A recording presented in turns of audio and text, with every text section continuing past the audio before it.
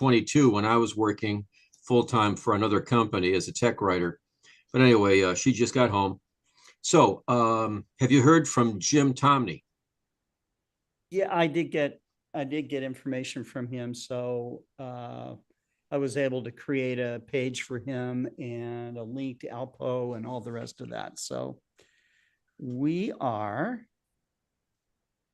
should be live now. Let's see. Good evening, Mr. Eicher. How are you, sir? Oh, I'm doing okay. I'm doing okay. Well, And good. Well, that beats the alternative, I think. Yeah. well, I'm above ground. Yeah. Well, that's good. Yeah. As George Carlin says, that's the whole point of living, Yes, it is. not dying. Yeah. Pretty straightforward. And how's Mr. Levy? Oh, David's doing fine, thank you. Good, good, good, good. Glad to be here. Oh, yeah. Let me see it. You turn out the overhead light. Oh, how moody. All right. Anyway. And I can Okay. see the Well, I'm here to border. watch and see what goes on because Okay. who was supposed to be the Alpo speaker, David, you know him, Tim Robertson out there in California. And unfortunately, Jim lives about 30 minutes east of the latest fire. Now, the winds are from the east blowing it westerly towards the ocean. So it's not really coming towards his house. However, in an effort to make sure that it doesn't spread his way, they turn off the power. So they disconnected the electricity. So he won't be doing it, but we've made arrangements for another Alpo person. His name is Jim Tomney, and he is our website guy, what do they call those, webmeister or something. So he is supposed to be doing the presentation for the Alpo, and I'll be touching base with him shortly to make sure that he's agreed to do it. So he'll do the 15 minutes or so for the Alpo to talk about the new Alpo website and so forth. And other than that, we had a really crappy warm, like in the mid 60s, drizzly day. Tomorrow is going to be drizzly in the first part of the day, and then it's going to get really cold. For us, it's going to be cold. The high temperature is going to be like 42, the next couple of days. Yeah. What state are you in? I'm in Atlanta. That's right. You said that. Yeah, I'm originally from Cleveland, Ohio. I've been here since '84. I got my degree in news journalism at Kent State in '74, which makes me old. I saw the Beatles play live in '66. And I did newspaper reporting, and then I got into publications editing for about 10 years. And the economy was terrible. I came down here to visit family and got a job offer to do technical writing. So I took that, and I'm glad I did for the job, but I never really clicked. The skies are a lot better down here than up in Cleveland, less clouds, but this is where I am. So Okay. it's a nice place. If you like 2 seasons a year, summer and not quite summer, this is pretty much it. So All right.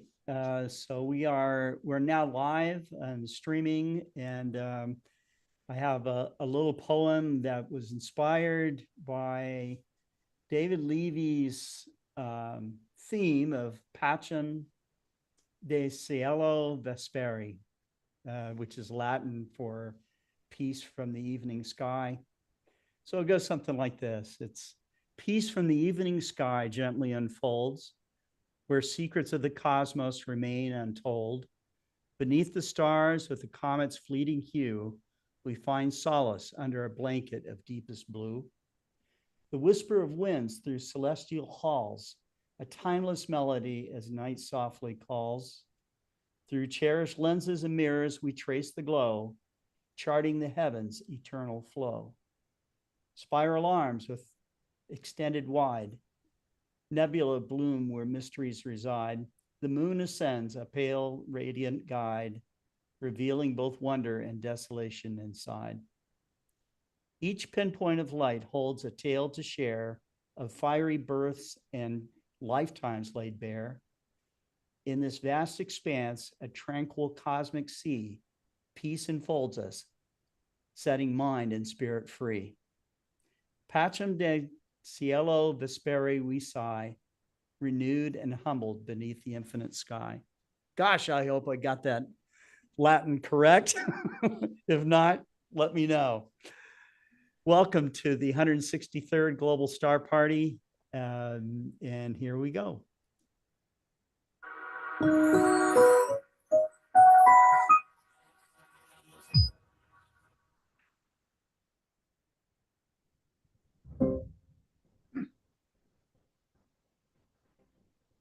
We have always looked to the sky in wonder.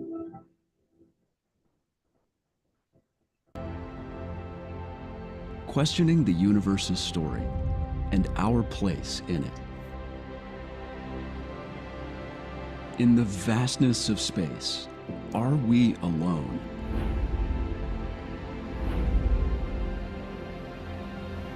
Each generation of telescope and technology has brought us closer to the answer.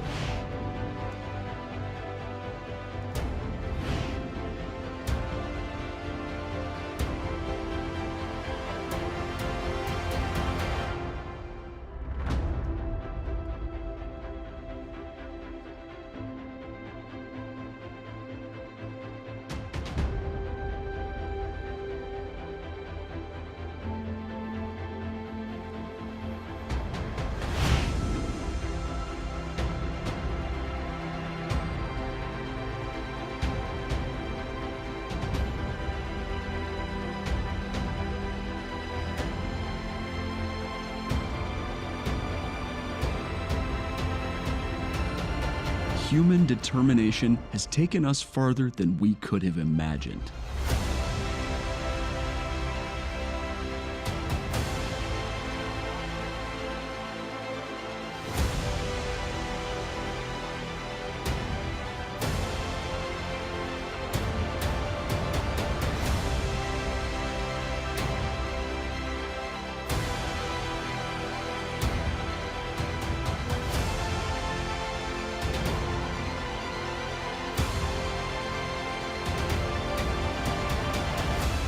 This legacy leads to our next chapter.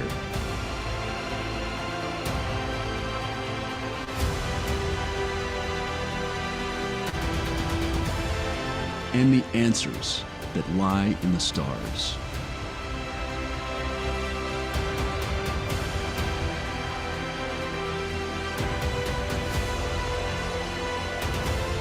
Waiting for us to find them.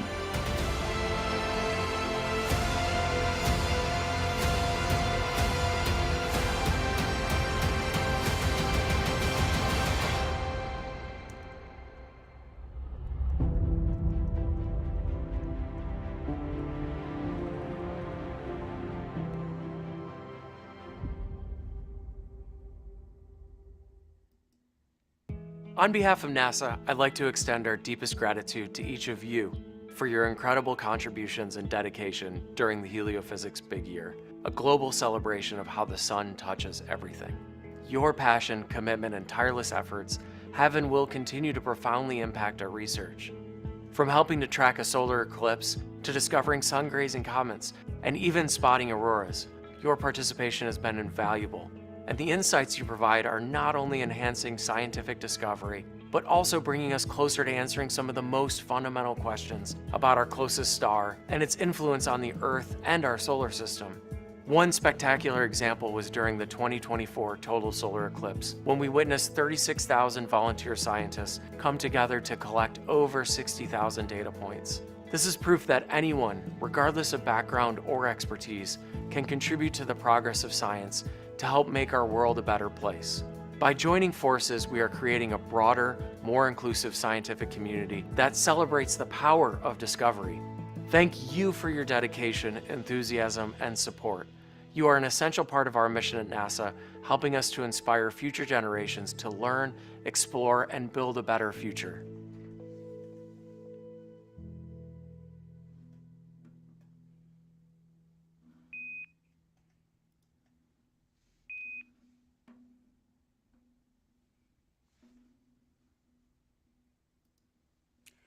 Well, hello, everyone. This is Scott Roberts from Explore Scientific, and I'm bringing my co-host on, David Levy. We're so pleased to be here with you on the 163rd Global Star Party. We've got a great lineup of speakers, as usual, but we start this every time with an inspiring quote, some poetry, and some thoughts from David Levy. So David, it's all yours, man. Thank you, Scott. And I wanted to say, when I got the announcement that you sent to the presenters last night, there was this poem attached that I read. And I thought right away, what famous poet wrote that? Yeah. But then reading it a little bit more closely, I thought, I think it was Scott, and I was right about that. Scott, you were writing fine, fine works of art, much better than me. And Thank you. we're really, really glad to have heard you recite it today. Well, it was inspired by you, so thank you. Well, this theme for today is kind of inspired by something you said regarding a theme I had set a few weeks ago. And you had talked about the peace, the sense of peace that the night sky gets. And I couldn't come up with a theme that says a sense of peace that the night sky gets, because that would have taken too long. So I tried translating it into different languages and found a very nice translation into Latin. And so I'm glad we're doing that now, and I'm glad, I believe, Scotty, that you pronounced it correctly. But since Julius Caesar is not around anymore, I think he doesn't mind how we pronounce it. Yeah, he might just slap me. I don't know. So, But anyway, I have several times used as the poetical quotation Alfred Tennyson's great poem In Memoriam. Of all the poems that I've studied in my career, this one was the first that really got to me because of its ties to the night sky. And I have, it's a very, very long poem. And, I don't think you want me to read the whole thing. It would probably take 18 hours, which is what I originally asked for today. If we must, we must. But anyway, I've been reading little bits and pieces of it, and today I would like to read another one. There are 3 Christmases that take place during In Memoriam, and each one is mentioned. So here goes. He plays with threads, he beats his chair for pastime, dreaming of the sky. His inner day can never die, his night of loss is always there. The time draws near the birth of Christ, the moon is hid, the night is still. A single church below the hill is pealing, folded in the mist. And rise, O moon, from yonder down, till over down and over dale, all night the shining vapors sail, and past the silent lighted town. And here at times a sentinel, who moves about from place to place, and whispers to the worlds of space, in the deep night, that all is well. Thank you very much, and back to you, Scotty. Thanks.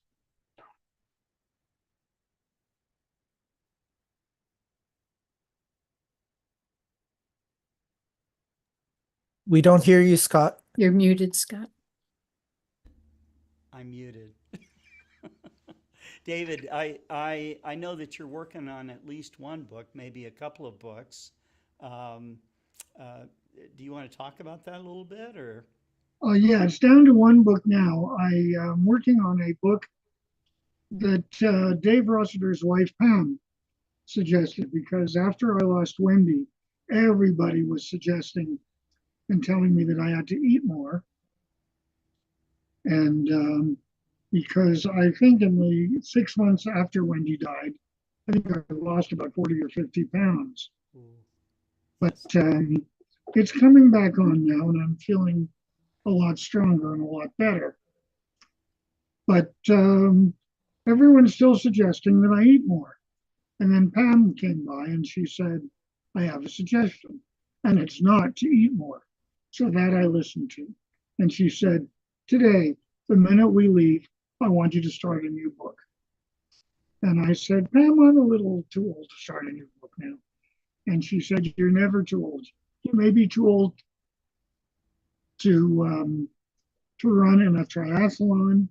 You may be too old to join the Olympics, but you're not too old to write a book. And the minute they left, I took this album that I have of all the poems that I quote at Global Star Party and at other events, and I put them all into an arrangement. And I'm building a commentary, a commentary on each one of the poems. And I'm working on that book now. And I'm hoping to get the proposal for it finished by the end of January. And that's it. The other book I was working on, I stopped because it was finished, and that's called Stargazers. And it's kind of named for me in a way, because I am not an astronomer. And so before you all go away and run fast from me, I've never taken a course in astronomy, so I have no right to call myself an astronomer. I am a stargazer. I've done that all my life. I'm still doing it. I love doing it, and I love the night sky as much tonight as I did when I first looked up at the sky with a telescope in September of 1960 and saw the planet Jupiter for the first time.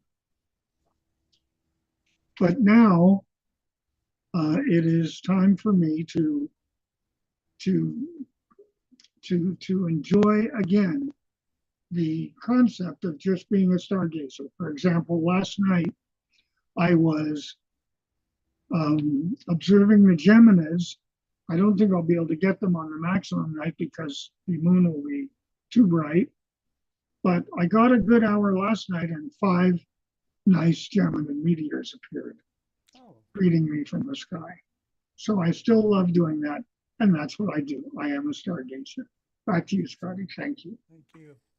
And David, do you get a feeling of a sense of peace when you look up at the sky and when you search for comets? I absolutely do.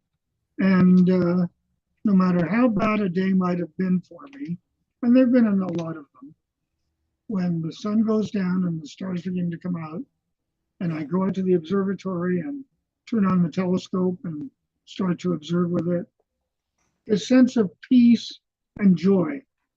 It's like taking a big, huge tranquilizer this big with no side effects. And I really do enjoy that.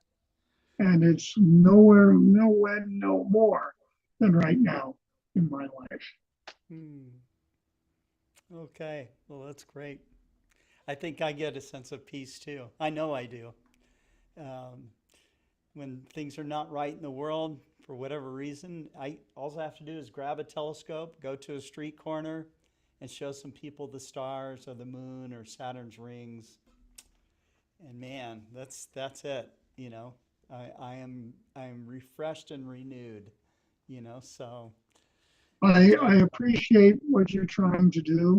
I appreciate that my greatest sense of peace is when I'm alone in the observatory, and it's just me and the night sky, and either a telescope or last night, no telescope at all, just watching Geminis.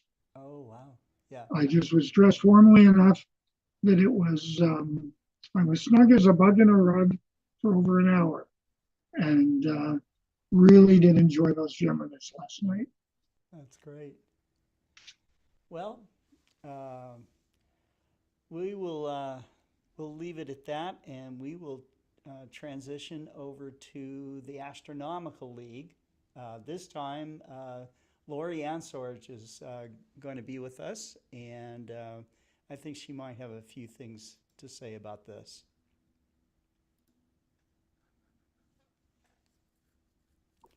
Hey, Lori.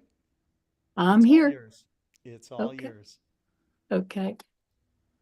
I will start a screen share.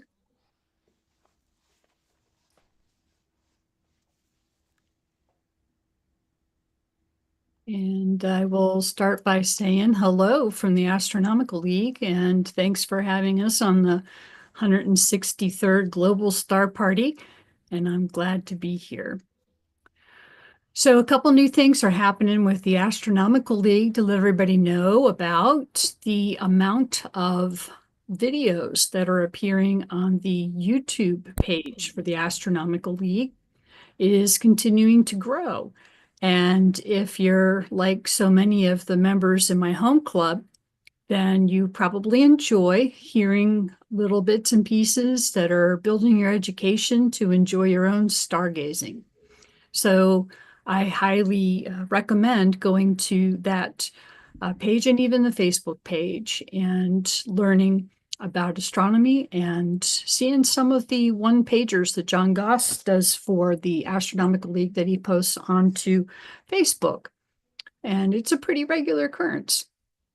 There's also a new observing program called the Extragalactic Objects Observing Program. And so this is not a galaxy program, but it's deep space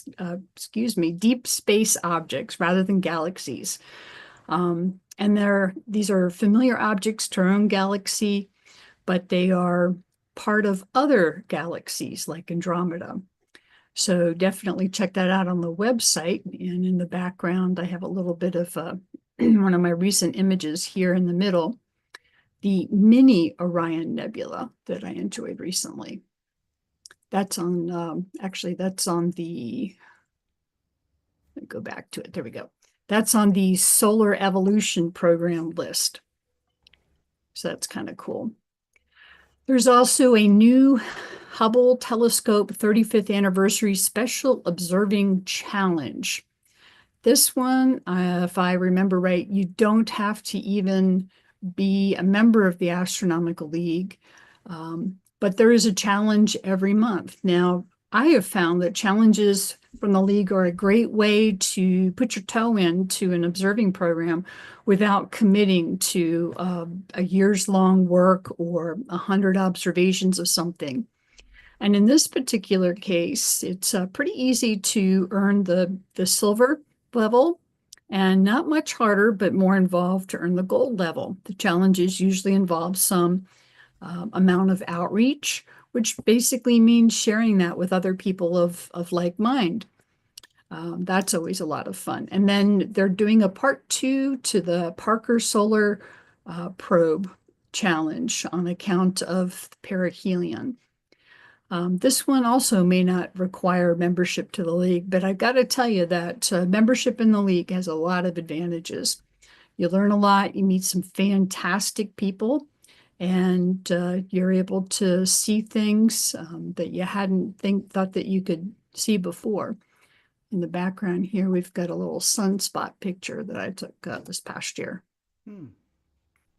So the Hubble program basically has 12 levels. So if you participate each month in observing something and doing an image or a sketch of it, then you can earn a certificate at the silver level for each of those months.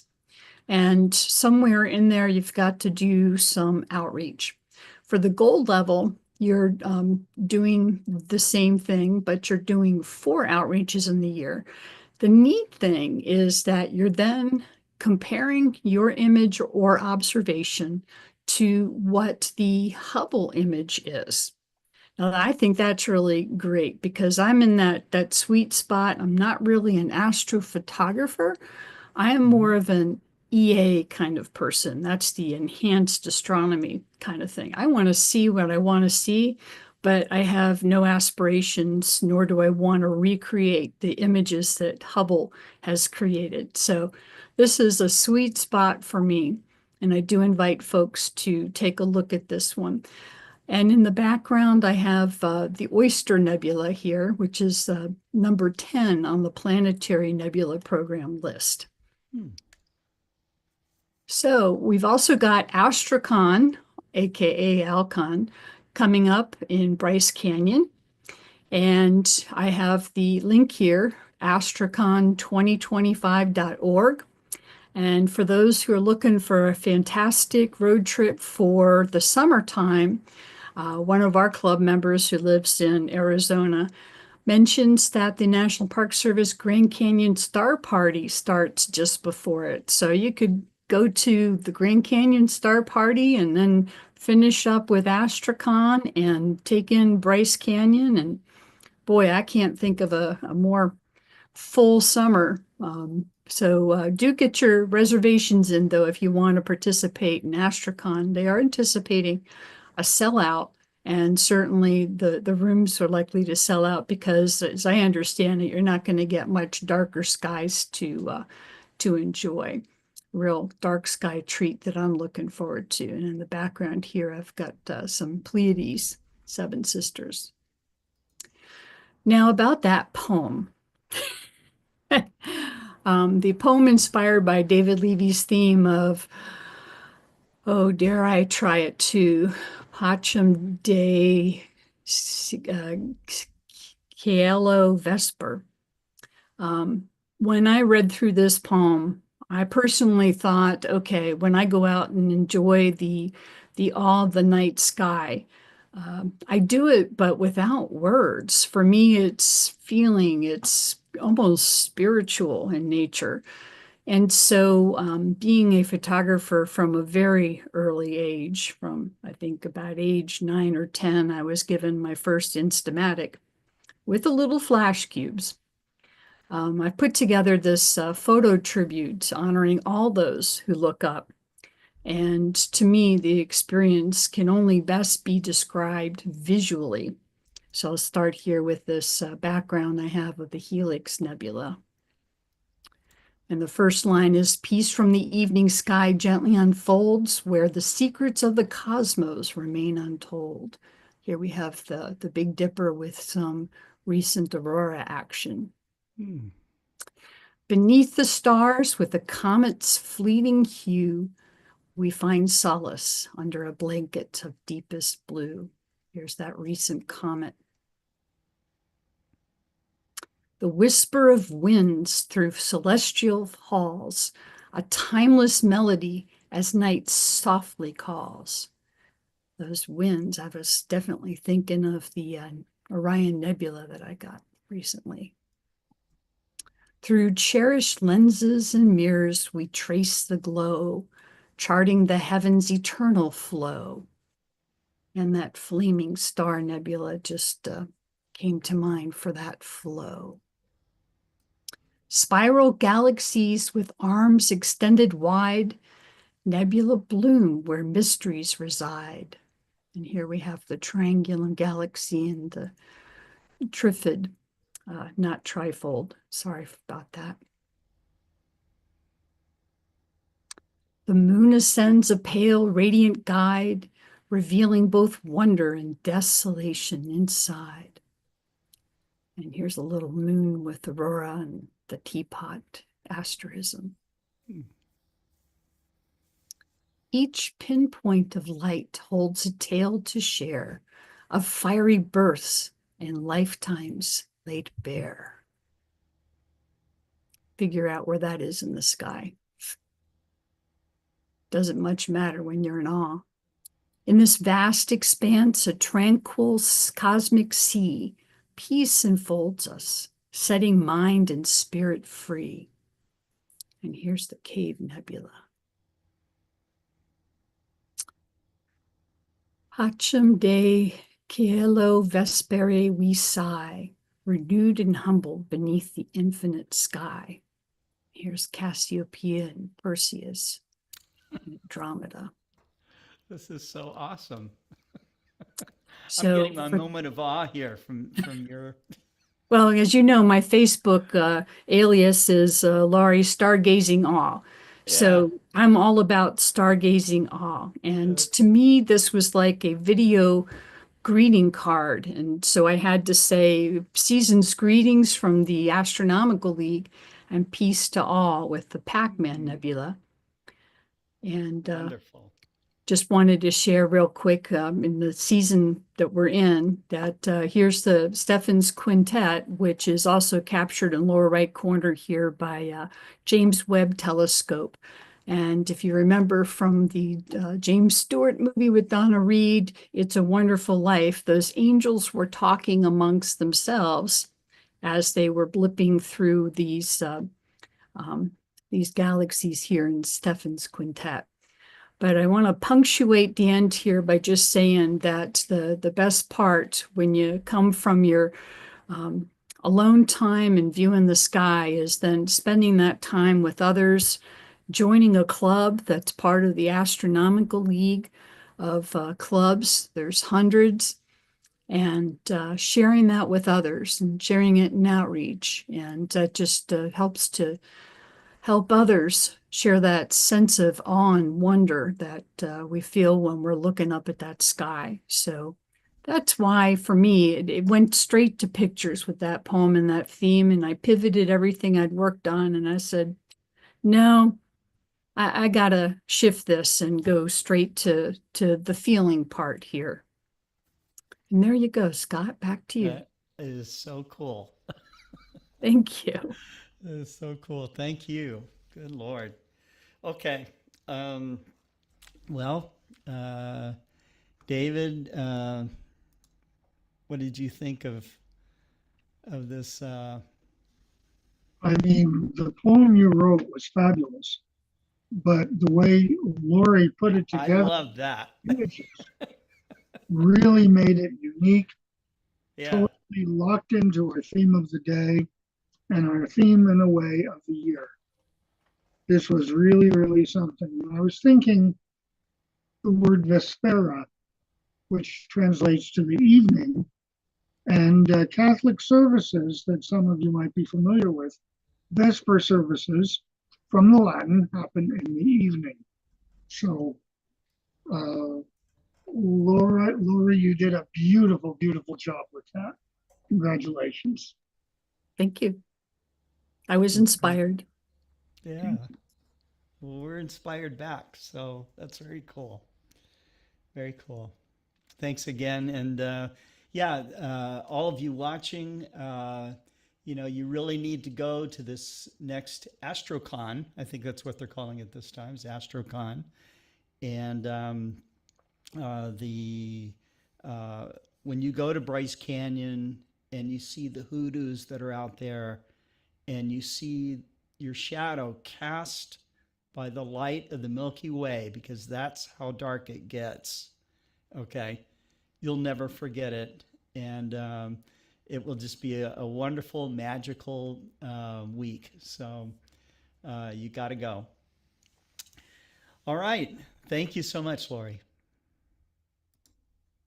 And so, David, our next speaker is going to be Professor Kareem Jafar. And he is a professor at John Abbott College. He is the professor of astronomy that all of us wish we could have, because he intertwines native stories of the cosmos.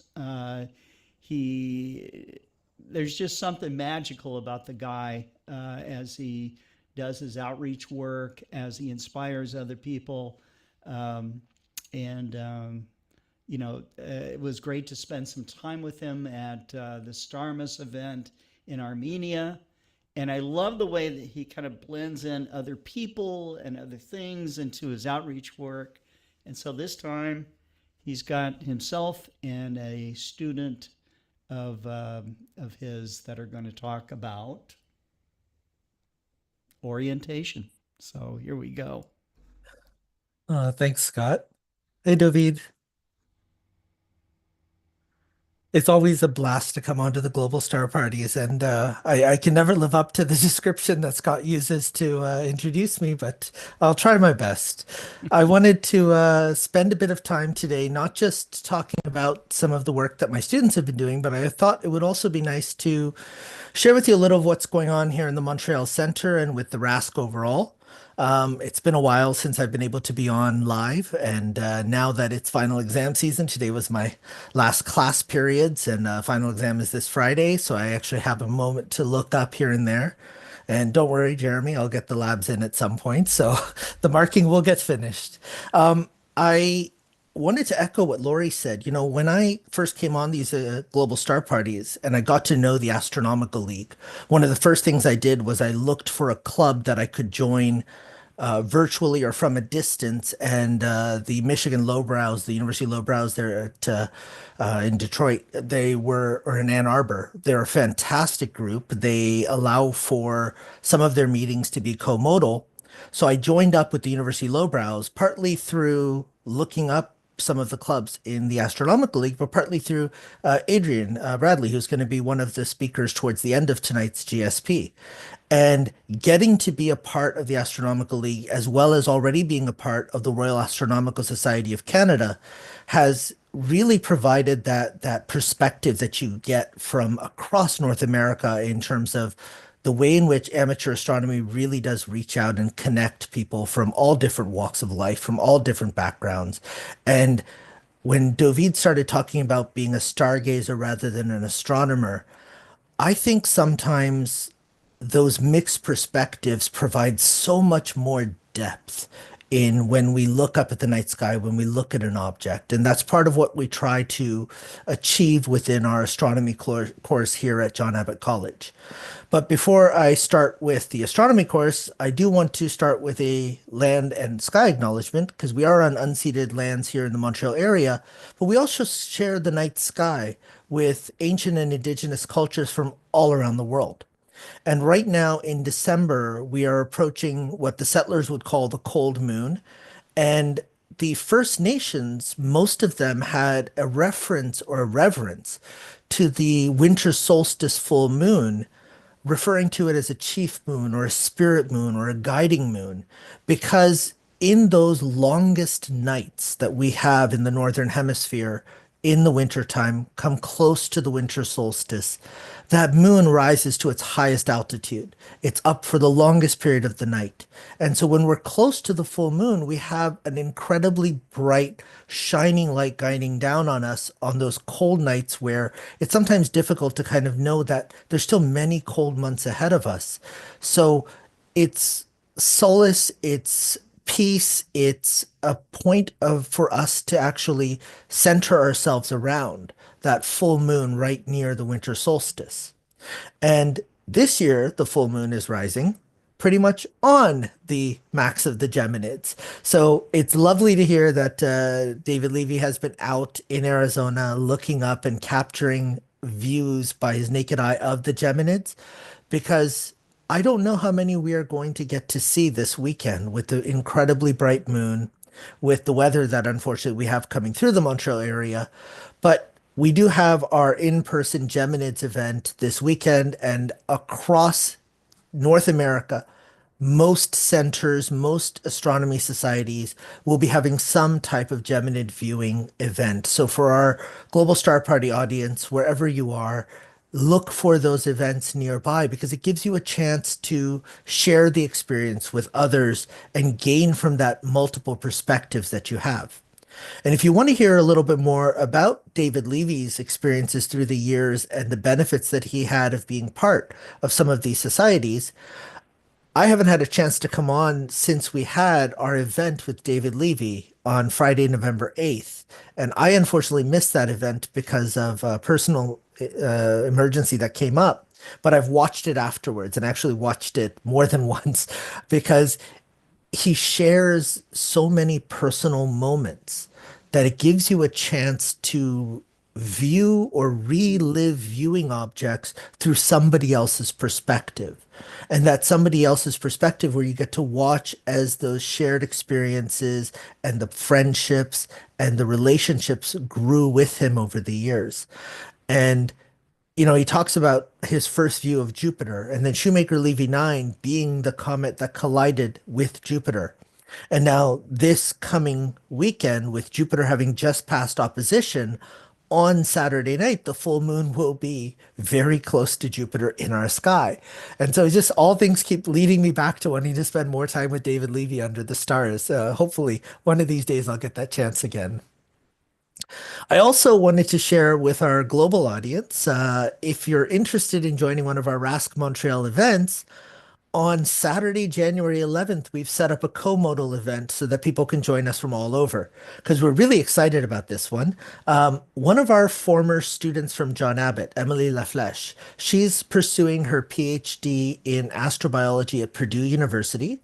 And she reached out to me to say that a colleague who's actually a postdoc now, he's the Carnegie postdoc for astrobiology research in Washington, D.C., Dr. Michael Wong, is going to be in Montreal and would be open to doing a public event. And I was like, I jumped at it. Then I found out that he also runs a podcast, Strange New Worlds, which explores all things science and astronomy from the Star Trek lens. And so I'm really looking forward to this event. I think a lot of people will enjoy this perspective on life in the universe. And I had a chance to listen to his podcast, a few of the episodes, and I'm hooked. I think I'm going to be listening to all of these episodes over the Christmas holidays.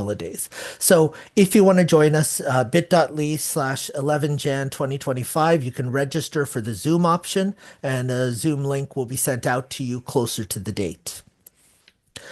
Last thing I want to mention before I jump into my overview of our student work this term is that Space Oddities has morphed. Space Oddities is the group that I work with based out of the UK and Europe, and they are a live show on YouTube every Tuesday afternoon. And this term and next term, I'm teaching on Tuesdays, which is very frustrating because I don't get to be part of the panel. But they've morphed into more than just the weekly shows. There are astrobites, there are videos on different thematic parts of just trying to understand not just astronomy, but also space exploration, astrophysics, cosmology. If there's a topic that you're interested in, odds are Space Oddities is covering it at some point. And all of the videos and everything are now archived on a website. To find the links, it's spaceoddities.space. And every Tuesday, there is a show. We would be taking a little bit of time off on just around Christmas and New Year's, but we'll be back in January. And already we have lined up the Polaris Dawn astronauts for February 4th, 2025. So if you're interested in any of that, please join us on the Space Oddities YouTube channel.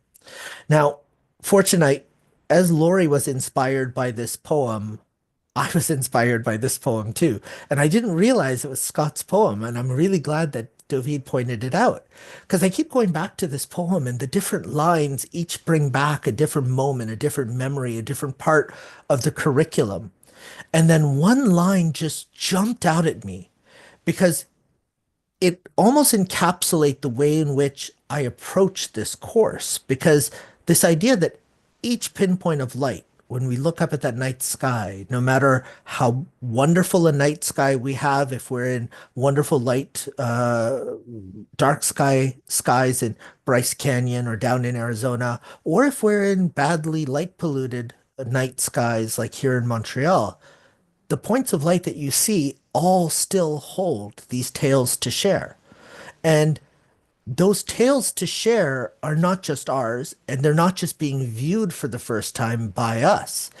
And I talk about some of the constellations, and I talk about some of the stories from different cultures to give us an idea of how some of the stories of the pinpoint of light have been tied into stories for cultures or for tribes or for areas where the knowledge needed to be passed down from generation to generation of what to beware or what to be careful of or what to be prepared for. And so when we look at something like Orion, which I always use Orion to know when my garage has to be cleared so that my wife's car can come inside.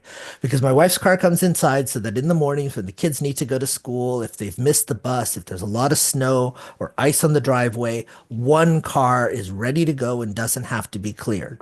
So if after sunset, I look out the window or I go outside for a walk or I set up a telescope at the end of the driveway, if I can see all the stars of Orion peeking up above my neighbor's roof, that driveway better be clear because that means that winter has come. And the Ojibwe actually refer to that constellation of Orion as winter maker, because when the Pleiades are first shown and then when Sirius comes up behind, winter is definitely here. But then you have other cultures who had different things that they needed to keep an eye out for. So in China, they would refer to General Cao, who would protect the rice fields from marauding bands who would be wanting to take the villages while the villages were huddled down for those brief cold nights. In Hindu literature, they would talk about the power of the god Vishnu when they would look at Orion, and they would sometimes have him with an axe or with the bow and arrow to talk about how he would slay the demons, because as the winter moved on and it became more and more prominent in the south and then towards the southwest at sunset, that was when animals would come out of the jungle. And then you have some of the First Nations here in North America, and you look at the Dene, or you look at the Hopa tribes in the southwest US, and they would talk about the Slender Man, and they would have different roles in the early fall when Orion would first be appearing versus in the spring when Orion would be right at the ground ready to set at sunset. And so it would be preparing for planting of crops or being ready to protect the village in the upcoming winter.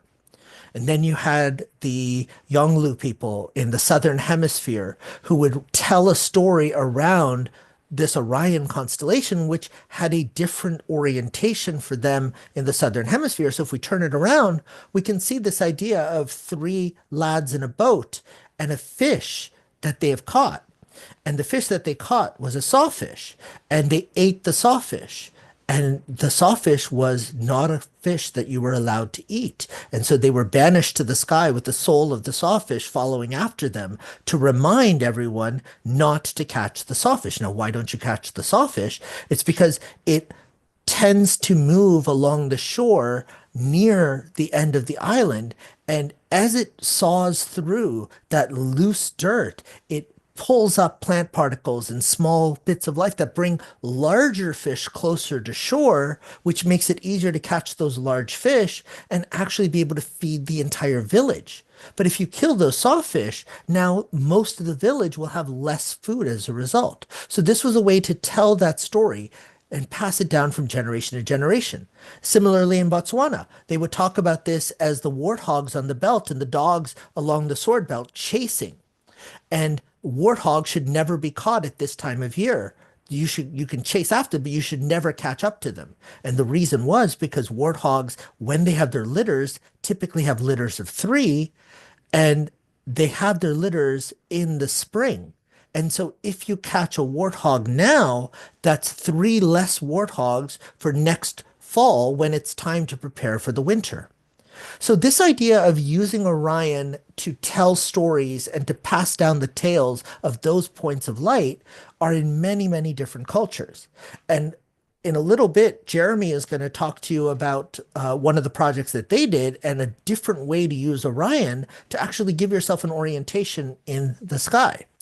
Now, Orion's also where I start my students on their project skills. And I start them off by teaching them a little bit of astrophotography because, like Lori, I'm starting to dabble and I like capturing the night sky, but I'm not anywhere near as good as Lori is in terms of capturing those photons and bringing out the story that they have to tell. So I use some of the skills that I've gained through some of these interactions, like with the Global Star Parties, and we have access to archived files from different telescopes from all over the world. But Orion is one where you can actually capture some of those images directly on your own telescope. So when you capture an RGB image and you get that little bit of nebulosity, you can start to draw it out and pull out more nebulosity. Oh, it's not coming out. More nebulosity, and you can see a full color image. And with my C-Star now, I can actually do it within a minute during public outreach. But there's something wonderful about starting off with those 3 images that are almost all dark and just seeing those little points of light and then drawing out the rest of the photons that are there in that image. So my students get a chance to play with these RGB filtered images and a workflow that they put together after they follow my workflow. And this is a sampling of some of the ones that Jeremy's class came up with this year. And these are gorgeous with different types of tools used to showcase different parts of the story of the Orion Nebula. In some parts, you can see the brightness. In some parts, you can see the change in energy. In some parts, you can see the extent to which the nebulosity rises. And in some of them, you can still see the trapezium poking through that center area. So every perspective starts to provide a different part of the story that is ours to tell. And we talk about this when we talk about the different wavelengths to observe the sun, or when we talk about some of the two-eyed seeing that we have from historical perspectives on understanding why we went from geocentrism to a heliocentric view of the universe, and how we still very much in most of our decisions on how we explain things tend to put human experience and the human entity and Earth pretty much at the center of everything. And so that idea of telling stories then is taken over by the students, and they get to choose an area for them to focus on for their major project. And last Wednesday, we had our major project poster session. So on the Tuesday night, I go in and I set up all the posters that they've submitted, and we have it set up so that the entire student body gets a chance to walk through and view the work that the students have done through the term. And then during the actual Wednesday afternoon lab period, the students in their groups get to evaluate each other's posters. And in those posters, in doing this evaluation, they're then walking through the process of telling that story of the project that the group did that they're reading. So they all get the benefit by the end of the poster session of having gone through 11 different project processes. So this term, we had 2 groups that worked on exoplanet transits. And there we had some remote access archives from the Rask Robotic Telescope that used to be in California. And we wanted to try to get some new data. And so I actually worked with the Mark Slade Remote Observatory, and a big thanks to Myron, who stayed up with us at night and helped do a couple of live streams to show the students how to program the telescope. We also had 3 groups work on different aspects of astrophotography. We had one group that did both nebulae and planets and managed to capture the T-Atlas comet in their observing. And the Jupiter files, it was actually very interesting. They wanted to do a planet, and we didn't have any good weather to try to capture a good video of Saturn or Jupiter. So I reached out to Christopher Go. And he sent some of his raw data of Jupiter, and the students learned how to derotate the images so that they could stack them, which is a skill I have yet to spend much time on. We had another group work on elements of astrophotography for galaxies, trying to pull out very specific features of those galaxies that matched our current understanding of those galaxies. And then a group that did astrophotography of nebulae. And they had a little bit of a struggle with the actual image processing part. So they spent more time focused on doing the research of different types of nebulae, how they're captured, what type of energy signals you see. And they put in a lot of incredible work into actually building the understanding of why nebulae look so different between supernova remnants and planetary nebulae, and when you have dark nebulae and emission nebulae and reflection nebulae, and they tried to capture all of that within their project. We had two groups work on the spectra of stars. And in previous global star parties, we've had Tom Field come on, and I've been a big proponent of RSpec. And so getting the students out there running a telescope for themselves when they've never looked through a telescope before that evening was incredible. And they were trying to capture the spectra of the different stars. And then one of the groups spent a lot of time following this precise steps to re-weight the spectrum to try to match it to the library spectrum for that type of star. And they had an incredible amount of success for that. We had a group that looked at the James Webb and the Hubble images, taking them off of the massed archives and spending some time processing those. And another group that worked on the Orion's Quest, which is looking at biological studies done between Earth and the International Space Station to look at the effect of microgravity. We had a group that was working on a research project that I hope to be able to present to the Global Star Party sometime next term. We're working on this with McGill University and University of Victoria to try to set up a high altitude balloon beacon to measure atmospheric turbulence. And it's for an incredibly cool goal. So I'm going to leave that as like a little seed to come back to sometime, probably around February or March. But the group that I want to showcase for the rest of today's Global Star Party is the one with Jeremy Storino, who's joining us here tonight. And they worked on a topic that I introduced during COVID as a new area for groups that are interested. And that's putting together short videos to try to communicate an aspect of astronomy, specifically with the goal of outreach. And so they put together 3 videos. One was on the history of astronomy, with Galileo Galilei being the principal role that they focused on. One on the Earth-Moon system, which talked about the dynamics between the 3 bodies, but also focused on the idea that we actually got to just see a total solar eclipse. So let's talk about this a little bit more. So when Lori was saying that, a lot of people got that chance and we got to observe that, getting a chance to explain it a little bit. I heard today that on Google, one of the most searched questions in 2024 was, what is a total solar eclipse? So having these types of tools available to us would be fantastic. And then the third one, the video that we're going to share with you tonight, is Astronomy in Nature.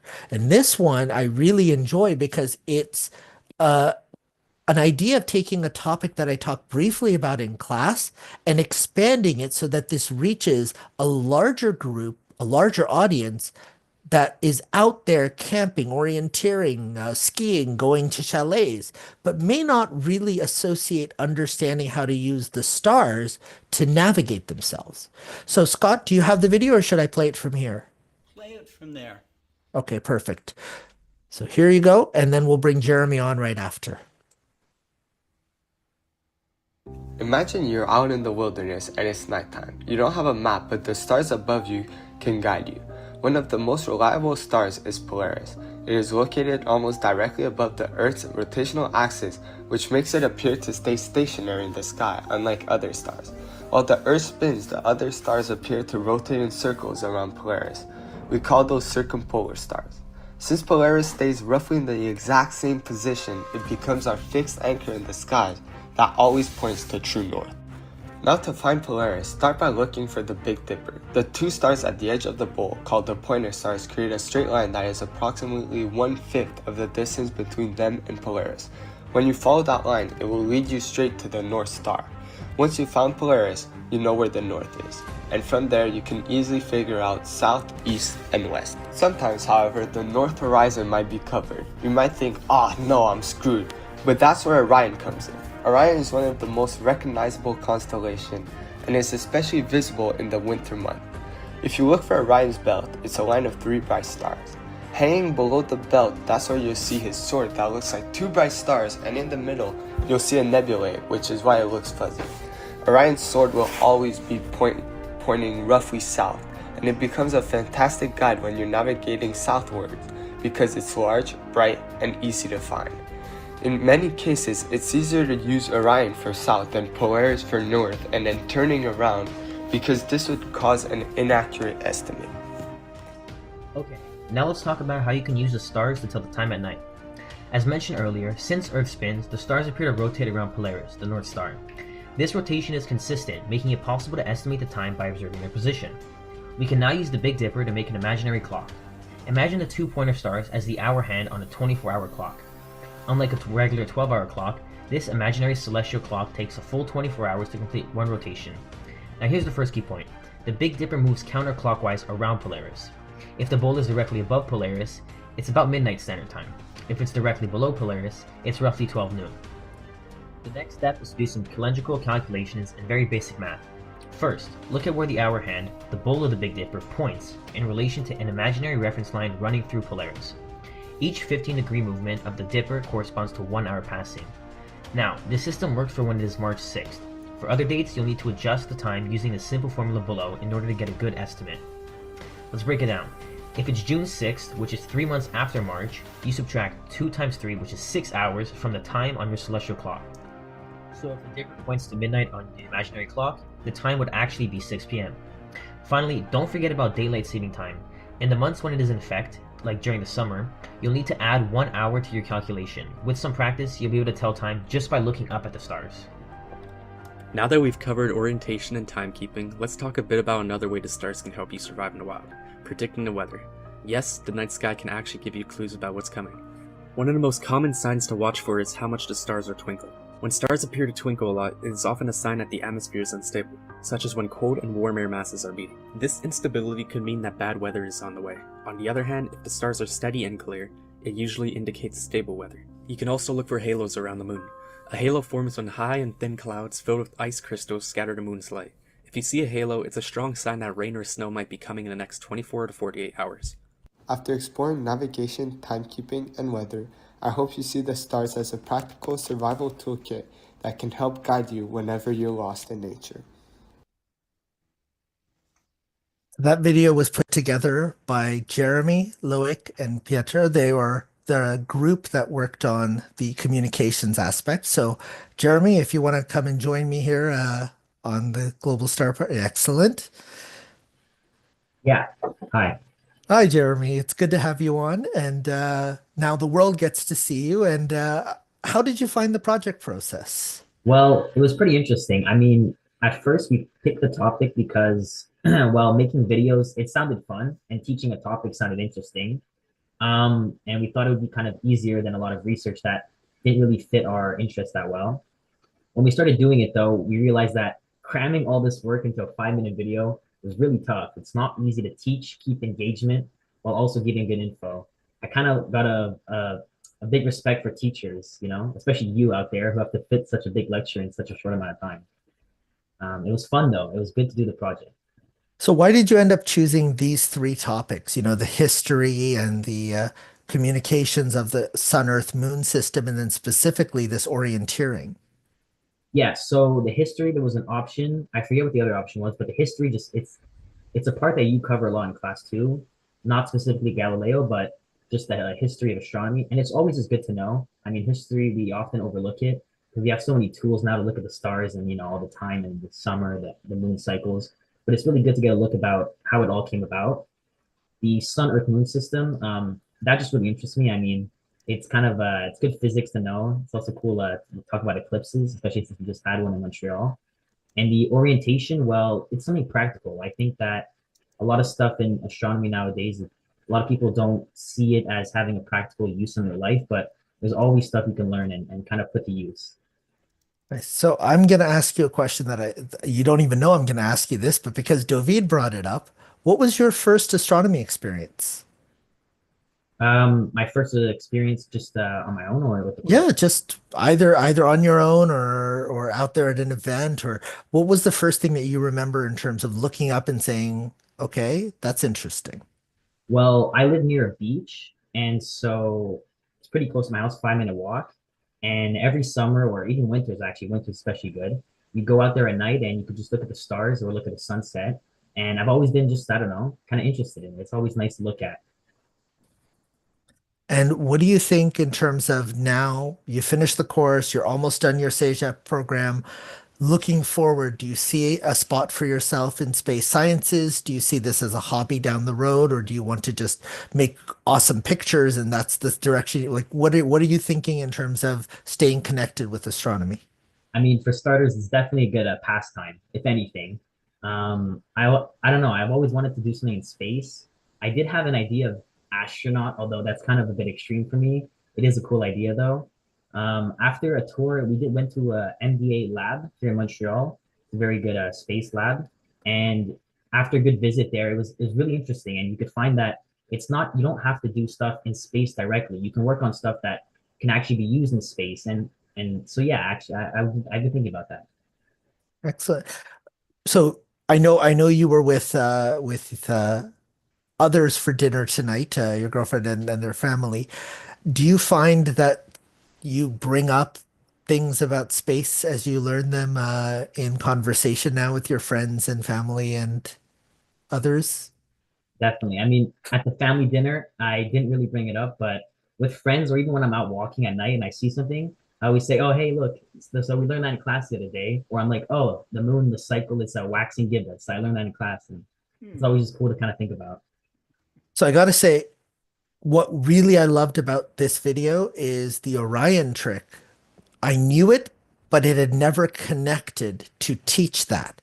And so after watching your video on the poster and looking at that, I went to Stellarium and I took a couple of different screenshots for next year's slides so that I can show this fact that you actually can see the sword belt pointing south the entire way through as it moves through. And it immediately was like, yeah, of course it does, right? Because we know that orientation from the summertime. We know that that's where Orion is standing. But the fact that I know it, but it never occurred to me to teach it, I gotta thank you, Loic and Pietro, for putting that together because that was a fantastic tip that I'm going to take with me. And I'm going to be bringing it out on Saturday night at the Geminids when the sun sets and you come out and Orion's sitting there nicely to the southeast. I'm going to be pointing to people that look, that points to the south. Look over there, there's the North Pole. And so I'm going to be using this for outreach from here on in. So you've had an instant impact, the three of you. Well, I'm glad that was our goal, We made the videos not with any specific teaching purpose. I mean, at first we did our research and we had a lot of info and it was kind of deep info into the topics. And then we kind of stood back and we said, well, we know most people who watch this, they're probably not going to have a knowledge on this topic at least. So we kind of had to make it all very precise while still kind of giving info like that, like cool tricks that maybe you knew, but you didn't occur to like think about and understand. Well, I want to thank you, Jeremy, for joining me on the Global Star Party. And Scott and David, back to you. Okay. All right. That's great. Let's, I'm seeing David clapping in the background there. David, it's always nice to have young people come on to Global Star Party and share their knowledge. And I learned some new stuff too. There's, I'm going to try out understanding the way to tell time. I knew some stuff about the weather with the glow around the moon, etc. But it's all good stuff to know, and it helps you get more in tune, I think, with nature. To be able to just look up the sky and kind of know what time it is. So, I really did enjoy this wonderful presentation by Kareem and Jeremy. Yes. Kareem, I think you know now that the teacher who does not learn from his students or her students never becomes a better teacher. And you showed during this presentation that you are learning from your students. What they taught you about Orion, you will turn around and add it to what you teach other students next semester. I hope I'll get to see you in person next summer. And in the meantime, excellent show. Congratulations. Thank you, David. Thank you, Scott. And thanks again, Jeremy. Thanks. Yeah, thank you so much, guys. It was such a pleasure to be here. I know Kareem talk about astronomy for hours. I mean, in class, it's always great to hear about it. And this just felt like another class lecture, always great. I do have to go study for my physics final now. Oh, And I'm still in school, sadly. I can't enjoy astronomy to its fullest. well, when you can, look up and explore more, dude. So thanks. No worries. Take care, guys. Okay. Okay.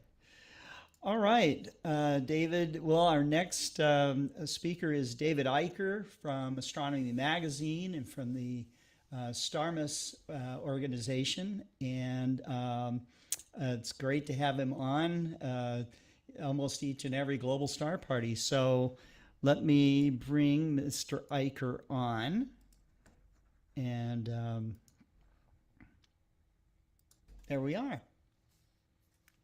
David's in his new Scott. home there, and How are you doing Tucson. tonight, Scott? What's that? How are you doing tonight, Scott? I'm good. I had really a fantastic day today. There's new developments happening that could potentially be working with STARMUS. So it's a little premature to talk about it right now, but I'm all excited so far. Do you remember Sepideh Hushyar from Iran? There was a documentary made, I think about 2014. It was called Sepideh Reaches for the Stars. And it was she still is Iranian, she was an Iranian teenager. Now she's a young woman with children, and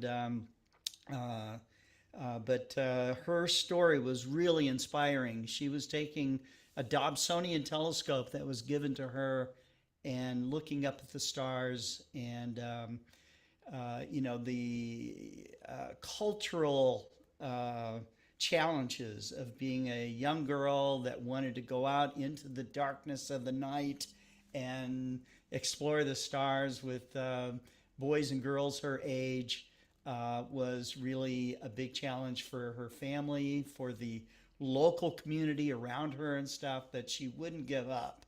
Her father had passed away, and there's a great story. If you haven't seen it, I'm going to have to turn you on to the documentary, and maybe sometime I can get her on Global Star Party as well. So I think I have seen that. That's a great story that would be inspiring, I think, to all of us. Yes. Yeah. Just the fact that we can all go out and observe the sky at any time is a huge privilege, and and for some people, their very lives are at stake for trying to challenge culture and community. To learn more about the natural world. It just, when I think about it now, it seems like it could have never have happened, but not so many years ago, and especially with Sepideh, we were discussing it today. She was saying that, people have been stoned to death for doing the kinds of things that she wanted to do, so it's really great that she's still doing it. So incredible bravery, given the politics and culture, to pursue it. Yes. So, but she's inspiring another generation to do it now as well, which is really cool. But I digress a bit here. David has a very interesting object called Jones Emberson 1, so when he first brought it up to me, I said I was jonesing for the Jones Emberson catalog. But I think Jones Emberson is a really fascinating object, and I'm glad you're here to tell the story. Well, thank you, Scott. It is a fascinating object. And actually, the last time I stopped in to have my car worked on in the shop, the guy said to me, I'm not making this up. He said, well, what you need is to replace the Jones Emberson 1, valve, and then you'll be good. What? No. So, it's a nebula, And, it sounds like something that may be a medical procedure also. Yes. I think, so I think this could go anywhere we want, I believe, Yeah, my but Jones-Emberson one is just out of whack. it's fatigued. I need a minor procedure here. Can you help me out? Yeah.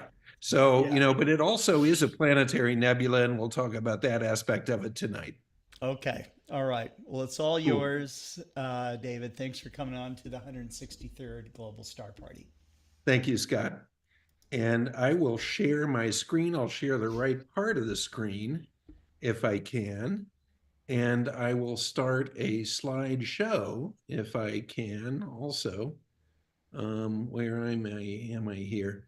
Can you see not Jones-Emberson 1, but Centaurus A? Well, you may be looking into your future 6 billion years from now, but that's a different story. Never mind. It has nothing to do with anything. Tonight, we want Jones-Emberson 1. So this is an unusual planetary nebula. It's in Lynx. We're still working our way southward with a list of many, many interesting unusual objects because now, better than ever, although the sky darkness is a challenge for a lot of people, of course, in our day and age, but it's easier to observe and also to photograph with a lot of the go-to systems that we have now, fainter and fainter objects. So I'm trying to encourage people to get away from those same 100 objects and go and explore some really exotic, strange stuff. Jones-Emberson 1 is one of those objects. It's about a 14th magnitude planetary nebula. It spans about 6 arc minutes, so it's reasonably large. And it's sometimes, you might have heard of it because, of course, now we have a common name for everything. I think a lot of people in the 1990s through about 10 years ago just hid in their basements coming up with indices of common names for objects. So this is sometimes called the Headphone Nebula, and you'll see why. It's shaped similarly to that.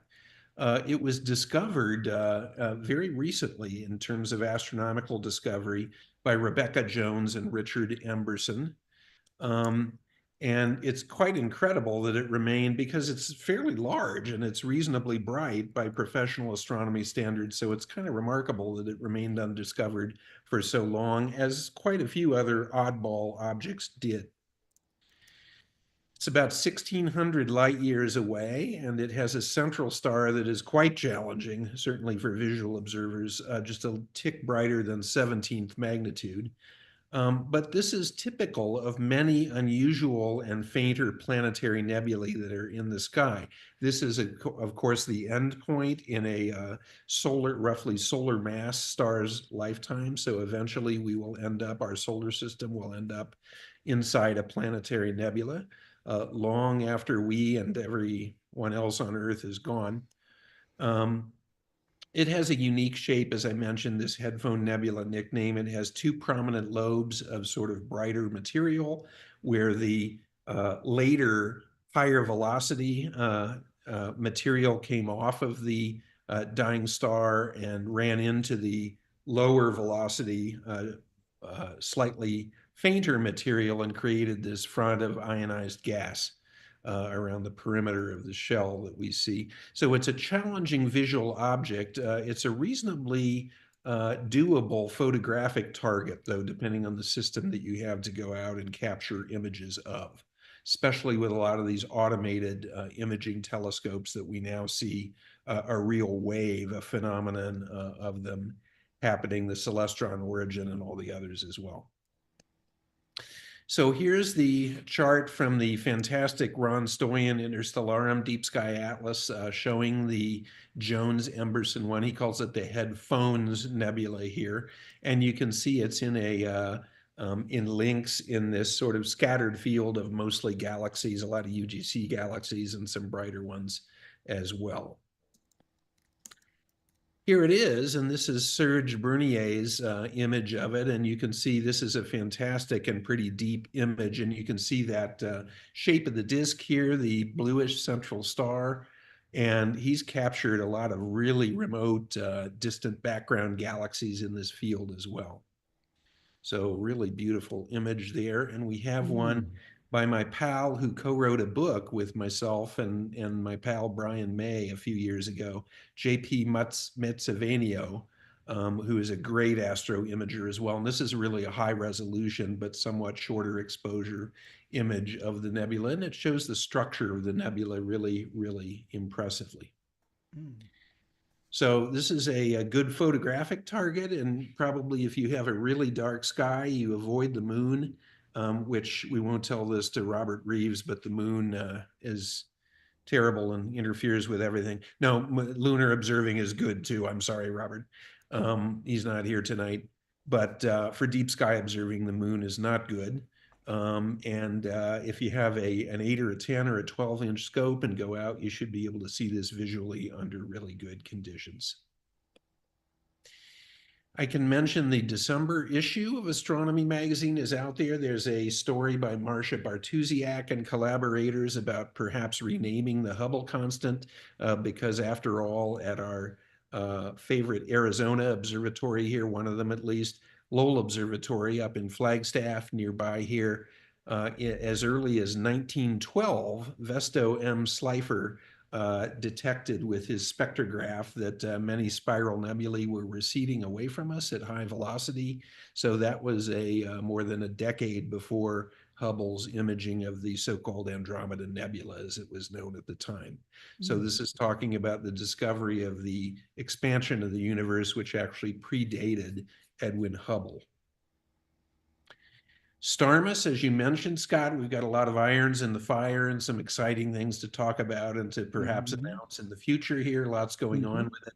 But we've got the main Starmus will happen again next spring, this coming spring. Here, if you've never been to La Palma, it's easy to get to because if you're there and you close your eyes for 1 minute and open them again, you could swear you're in Hawaii. It's a Hawaiian analog off the northwestern coast of Africa, and it's a very popular and easy destination to get to for Europeans. So it's not that big a deal to jump on a plane and get over there. We're going to have Starmus again next spring. It's going to be late April. And Scott, I think you'll be involved. David, maybe we'll get you there as well. We will have a lot of, as usual, astronaut explorers and Nobel Prize winners in astronomy and physics, but also all the fields of science, and a little rock and roll as well. As we always like to say, it is a good thing to exercise both hemispheres of the brain, both the analytical and the creative sides, as we like to say. So that's going to be a big event coming as well. And I don't have all the information in front of me or a slide created yet, but I think I can mention, because David is here with me tonight, that in Flagstaff in February, on the anniversary of the discovery of Pluto, we're going to have a fun event, and David is going to be there with me and with some others as well. Because on February 18th, 1930, our old pal Clyde Tombaugh discovered Pluto on Mars Hill, and then the telescope is reassembled and back in the dome where it was in 1930 when he discovered Pluto. And then what did Clyde do? But he went down to the Orpheum Theater in Flagstaff and he saw The Virginian starring Gary Cooper. What do you do after you discover a planet? Go see a movie. So we're going to have an event, and David's going to be there. Alan Stern is going to be there. And Adam Nimoy, Leonard Nimoy's son, is going to be there as well. And I'll be moderating a discussion about Pluto and about astronomy and what we think of the universe on the anniversary, which will be part of the I Heart Pluto Festival. So we'll talk more about that in the coming weeks. And if you're in Flagstaff, we'd love to have you join us there in the very theater where Clyde went after his big discovery day. So that is what I have, Scott, today. And I will stop screen sharing. Thanks for having me again. It's always a joy to be here with you, Scott. And I will run. It's been such a busy day. I'm going to leave this on, but I'm going to run off and go do an errand and pick up some stuff. And I'm almost done assembling this house in Tucson. And so I got to go get some more stuff for the house. But I will be back a little later to hear. And always a pleasure, Scott. Thank you so much, David. All right, that's great. Thanks, pal. All right. Okay. So, Dr. Levy, we are going to move towards Jim Tomney. Am I pronouncing that right, Jim? Yes, you got it right. Jim Tomney. Okay. All right. Well, And Jim, I would like to say that I particularly enjoyed David's presentation just now. He always comes up with new things that I'm not familiar with, and it's wonderful. yes. And I love being able to be introduced to stuff that hasn't come up yet, and see the night sky through other people's eyes. Last November, I got to meet my great grandson, just one great so far. I'm the first person in our family to have a great grandchild, and I'm hoping that we will become good friends. I really did enjoy it. The best part of it was when my daughter suggested that I get onto the floor and crawl about with him. And I knew once I'm down on the floor, there's no way I'm going to get up without help. But I didn't care. I was down there and following him wherever he wanted to go. One of the places he showed me was a sky that I haven't seen yet. A sky like the one that David Eicher's been trying to show us. A sky that will forever be part of our lives. And thank you, David, for that. That's great. Thank you, David, and let me know where to send the check. Oh. Okay. You're a All good right. pal as always, and I will catch up with you guys when I get back from the store here in a moment. All right. Sounds Thanks, good. guys. Thanks. All right. Okay. So now we will move on to Jim Tomney. Jim is agreed to come on to tell us what's going on at the Association of Lunar and Planetary Observers. And so another great organization, over 75 years old. Is that right, Jim? That is correct. Yeah, founded in 1947 by 1947. Walter So- Haas. Yeah. So I think that, the United States was really getting very inspired to look up at the sky and to make sense of the universe. And organizations like the Association of Lunar and Planetary Observers took them beyond just looking up, but also let them understand more about what's going on in our solar system, and to let just everyday people start to understand the process of science. And ALPO has lots of programs like this. So we'll let Jim tell us more about the Association of Lunar and Planetary Observers, or ALPO as it's called. And so thank you for coming on, and I hope that we can make a regular habit of this. So thank you. Well, thank you very much for having us and for having me. I am, as full disclosure, I am pinch hitting tonight for Tim Robinson, our vice president, and he right now apparently is without power because of some fires out in California. So a little prayer for his safety, and that hopefully soon they'll have that under control. Yes. But basically, I'm what they would call an assistant coordinator in ALPO for the digital or online section. And one of my big contributions has been trying to redo our website. So since this came up this afternoon, I really haven't had time to do a slide deck or anything. But I thought I'd kind of walk you guys through the website a little bit, kind of talk a little bit about the ALPO. And, certainly field any questions if you have any. So let me see if I can do a screen share here.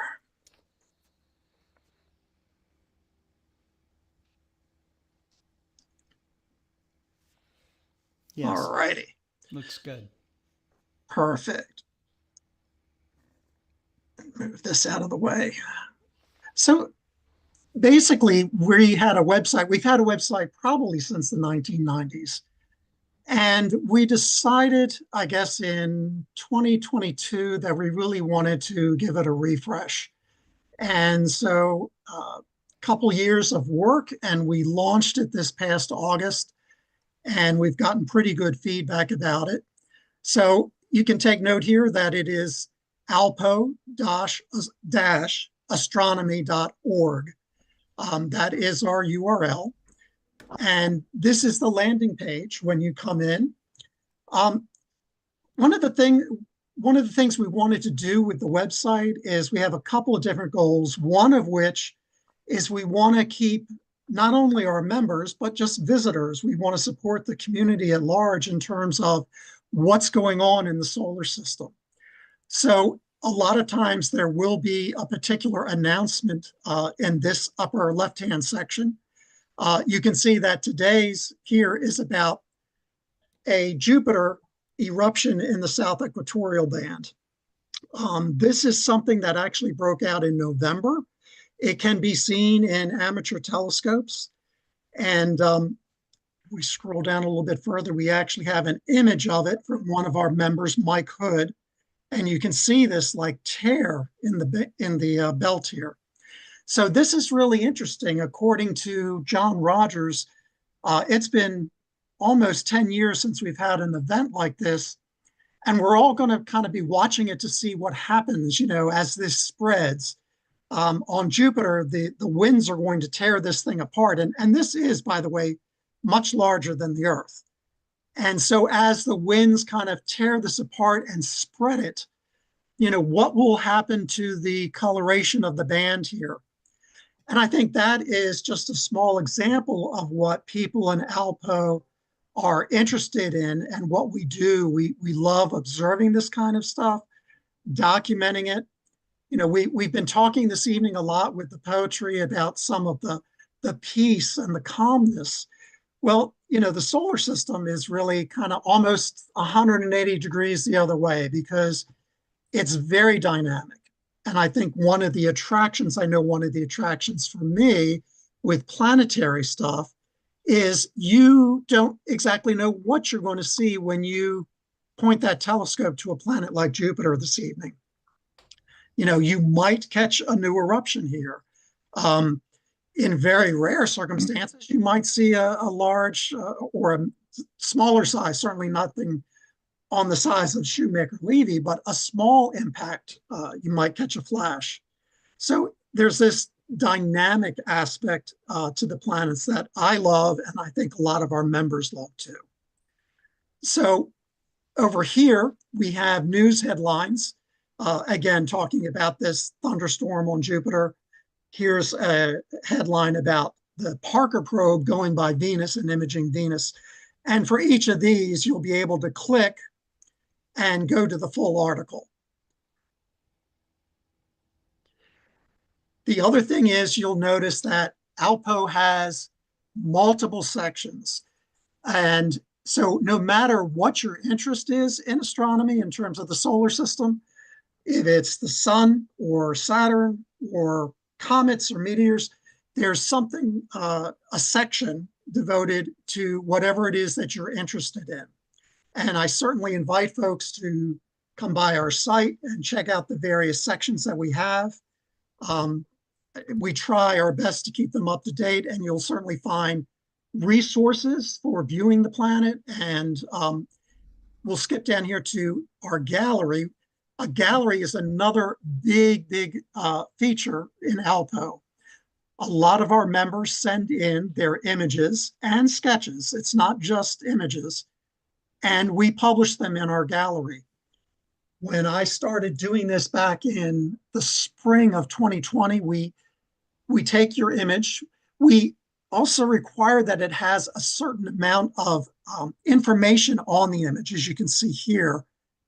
And the reason for that is that we want these images to have some scientific value. So things like, what telescope did you use? What's your location? What is the date and time? Any particular filters that you used? That sort of information we ask that you annotate on it. But you don't have to be an Alpo member to send us your observations. We're very happy to receive observations from all over. And we do, in fact, get observations from all over the world. And since I took over the indexing and publishing to our galleries, I've actually indexed over 36,000 images to our galleries. Smokes. So it is a wealth of imagery out there. And again, you can come explore our galleries. I want to move this up. This is the one thing about Zoom. Hide the floating panel. There we go. All right. So taking a look at the gallery page here, you can do, again, it's laid out by the various objects. You can select one. Let's go into Venus. And you can look at the current year. And in bringing over our old site to the new site, there is this huge backlog of images, and I am still working through publishing them. So right now we have the 2 most recent apparitions for Venus, but others will be coming as we go along. And you can either search for a particular user, like if you wanted to find things by Frank, this will filter it down. Clyde Foster is another frequent observer of Venus and does some great work. You can click on the thumbnail and you'll get to see the full image here.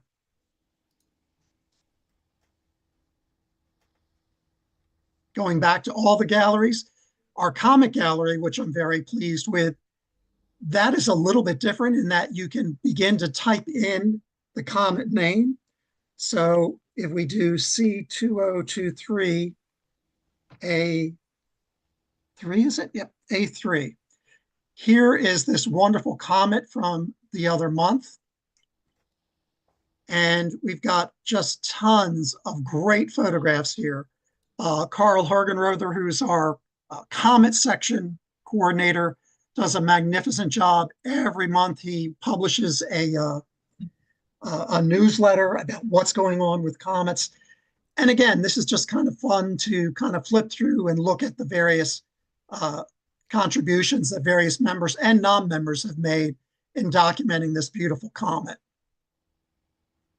Wow. You know, I make websites as well, and my hat's off to you to get this much information all organized and, you know, so neatly laid out and so easily accessible with such great navigation. You know, congratulations, Jim. Thank you, Scott. I really appreciate that. Thank you. So at any rate, one other thing I do want to point out is that if you are a member of Alpo, you basically get to see pretty much the entire gallery that you go into. We have to limit somewhat. With the old website, we saw instances where the web crawlers and AI bots or whatnot just sucking down huge amounts of our data. And so we basically are saying, if you come to our website and you're just a guest, we're welcome, I think, to show you like 100 images. You can see up to 175, I forget. If you register for our website, we bump that up to like 250. But because membership has to have its privileges, you know, we grant basically Alpo members a full access to the galleries. But you can still see quite a lot, even if you're just coming by as a guest. Very cool. All right, so let's hop over here to, if we were to go to the Eclipse section and just take a quick peek. So here we have, on a lot of the sections, you get an Eclipse, you can get a blog where the section coordinator will provide their thoughts, or, you know, they have something to discuss, they'll put it down in a blog. And so same thing with the Mars section or the Comet section or the Meteor section. The other thing is that you'll notice across the top on most sections, you'll have a link directly to that section's gallery, but you also will have publications. And each of these kind of, again, depend upon that particular target. So for eclipses, we end up having what we call field reports, where people, members, and again, and even non-members, can send in a report about their experience. And we publish that here. So part of what our mission is, we're trying to get people excited about the solar system, and we want them to participate as well. So for example, you could go here on the recent partial lunar eclipse. You could go to a report on crater timings by David Teskey, who is our lunar coordinator. The other thing is that we offer resources. So a lot of these will end up being links to other pages out on the internet. So again, sections each have their own publications and resources. And if you would want to reach out to one of us, you'll be able to go to the contact page, select the individual, and then create a message and send that on to us. So I don't want to run over my time here, but I'll also mention that another part that we have is the Alpo organization itself. And here, especially what we're proud of is our journal, which has Ken Poshedley and Sean, I'm pulling a blank here on Sean's last name at the moment, are basically publishing every quarter our journal. And if you are a member, you get to download the 4 most recent journals. If you are not a member, the journals older, so a year and older, are available for you to download. And the journal is just jam-packed with more scientific reports. It's a higher level than like the field reports that I was showing you. It's a little bit more scientific, but again, I think very interesting. And again, these come out quarterly. So fantastic. The other quick thing I will show you, one of the major things we wanted to do was to make this website what we call responsive. So if we shrink this up and kind of make it look more like a phone, you can see that it collapses nicely. And so our website, you should feel free to log in on your phone or on your tablet, because we've got you covered with a responsive website. And if you would like to join us, it's very simple. You can come here and click this link. Our dues are only $22 a year. Wow. And I think that you get a wealth of information. So if the dynamic nature of the solar system, from prominences on the sun to, eclipses on Jupiter, if that stuff kind of interests you, come join us. One other thing we're going to try to do, I think, in 2025 is start to do some webinars where some of our really skilled members are going to share with you how they do some of their image processing. So I'm really looking forward to hopefully being able to accomplish that in the year upcoming.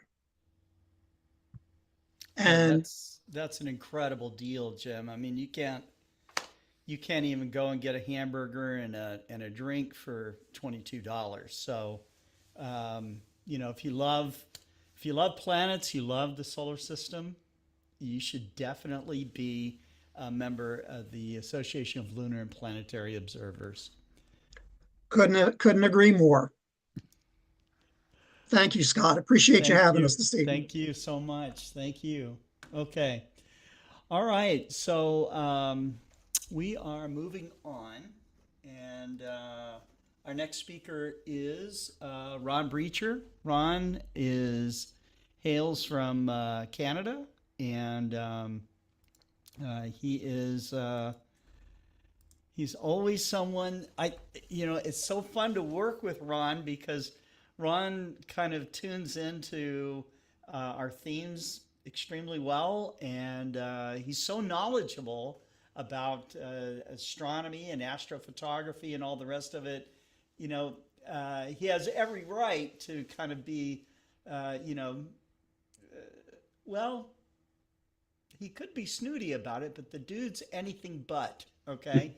He is one of the friendliest, most accessible guys that you can meet, and if you ever go to like one of the big astronomy events like the Northeast Astronomy Forum, for example, you're likely to run into Ron, and he will definitely give you the time of day. And so he shares his images with a big audience regularly, and if you want to know how to take your astrophotography to the next level, all you got to do is sign up with a class with the Masters of PixInsight, which he is every bit of. So thank you so much, Ron, for coming on to our 163rd. I love coming to these things, and this was a particularly interesting one. You know, you asked me for a title, and I said I was waiting for the theme. And then we had a short conversation about it. Yeah. And I gave you a title in about 5 minutes. Right. And I'm going to just share my screen with you. And So your theme was Tranquillus. Yeah. Facilis Sensus. Tranquillus Facilis Sensus. And they say Latin's a dead language, but clearly it isn't, based on the theme of tonight's show. Right. Based on the beautiful poem that David wrote. You know, even in my day job, I'm a toxicologist, and the most famous phrase in toxicology, dosis est Solivinium, is Latin. The dose alone makes the poison. So I enjoyed playing a little bit with Latin here. The theme here, of course, is the peace of the night sky. So I thought, rather than, you know, I always come on here and I show pretty pictures, and I'm still going to show some nice pictures. But I thought, you know, when we talk about peace of the night sky, that really gets to how people feel. And so rather than talking about my technical aspects of my image, I want to talk about how I feel under the stars. And when I started reflecting on that, I came across some very interesting tidbits about myself and the way I perceive the world, how I have for a long time. And then, of course, the pictures I'm going to show you just a few that I think capture some of that feeling. They're not all spectacular deep sky photos, but they all capture the feeling that I'm going to try to talk about a little bit. So here's what I took from the theme, the preamble that Scott sent to all the presenters. It was about the sense of peace that astronomers feel that we find beneath the starry skies. So that just that feeling of peace. And the idea that astronomy is an encounter with the vast, timeless expanse of the universe. And I've highlighted what's really important to me. It's vast. It's unimaginably vast. And yeah, there might be an arrow of time. There might have been a beginning of time. But to my little puny human brain, it's timeless. It's vast, it's timeless, it's expansive. It's amazing. And then the moments of serenity, that really struck me about the theme here. And you know, sorry, astrophotographers, for me, the most serene moments are not when I'm doing astrophotography. It's maybe not even when I'm with a telescope. A lot of the time, the most serene moments come without any special equipment. I'm going to talk a little bit about that. Right. So, why do I have a canoe in a picture about astronomy on a slide about how I feel under the sky? It's because when I started thinking about this, the feeling that I get under the sky started for me when I was in a canoe, when I was about probably 14 or 15 years old. I might have been sneaking across the lake to the girls' camp. Can't be sure. But I was about 14 or 15 years old, and I was out on this lake by myself in a canoe. The Milky Way was overhead. And I remembered feeling that I was part of something really, really big and being aware of how still everything was around me. All I could hear was the paddle. And the notion of being like quiet in your own thoughts. I remember feeling that really strongly at that time and feeling very lucky that I got to experience that. I don't always feel lucky when I'm astro imaging and the auto guider fails or a cable snags and something bad happens. But you know, at this time, out in that canoe, or now just standing out in my driveway in the quiet of my own thoughts, I feel lucky. One of the things that I really notice about the sky now, I've been under the sky probably since 1998 when my daughter was born. She was colicky and she screamed a lot at night, and I carried her up and down the driveway and I got hooked on the sky, and I gradually learned the sky and became really familiar with the sky. So with a visual telescope, I can probably find, I don't know, 50 or 100 objects without a map, without a star chart. So the sky is very familiar. And you know, sometimes I look at night and I see Vega coming up over the horizon in March. And I think, oh, that's my summer stars coming. So that sense of familiarity is very important too. And of course, tranquillus facilis sensus is a peaceful, easy feeling. And that's describes how I feel when I'm under the sky, not with equipment, not with other people, just when I'm by myself. And, you know, I talk about familiarity or not. Sometimes there's so many stars, you can't even see what's going on. But we'll come back to that. So let me show you some of the things that make me feel that same feeling now. Things that I see from time to time. Most of these are shot from my house. Some of them are nighttime, some of them are daytime. This one is crepuscular rays. That's the scientific term for what we're seeing. Those rays of light that seem to be coming from somewhere behind the trees and going upwards in a fan-like shape. So those crepuscular rays are just rays of sunlight through clouds where the sun is just below the horizon. It's just after sunset. And when I see a sunset like that, I get that feeling. And I think I've got a couple of sunsets to show you in a minute. Cool clouds. Every once in a while, I get stopped in my tracks by a cool cloud. And my wife, she looks at clouds all the time and sees all kinds of things, all kinds of shapes and things. But me, I kind of see phenomena. And here there was this rainbow in this one cloud. And I looked it up. It's due to ice crystals. And I never saw one before, and I've never seen one since. This was a couple of years ago. Lenticular clouds. So these are these like stacked clouds. They're not supposed to happen where I live at 43 North. But here they are. Again, I've never seen this before or since. This happened a couple of summers ago. Maybe it has something to do with the changing climate.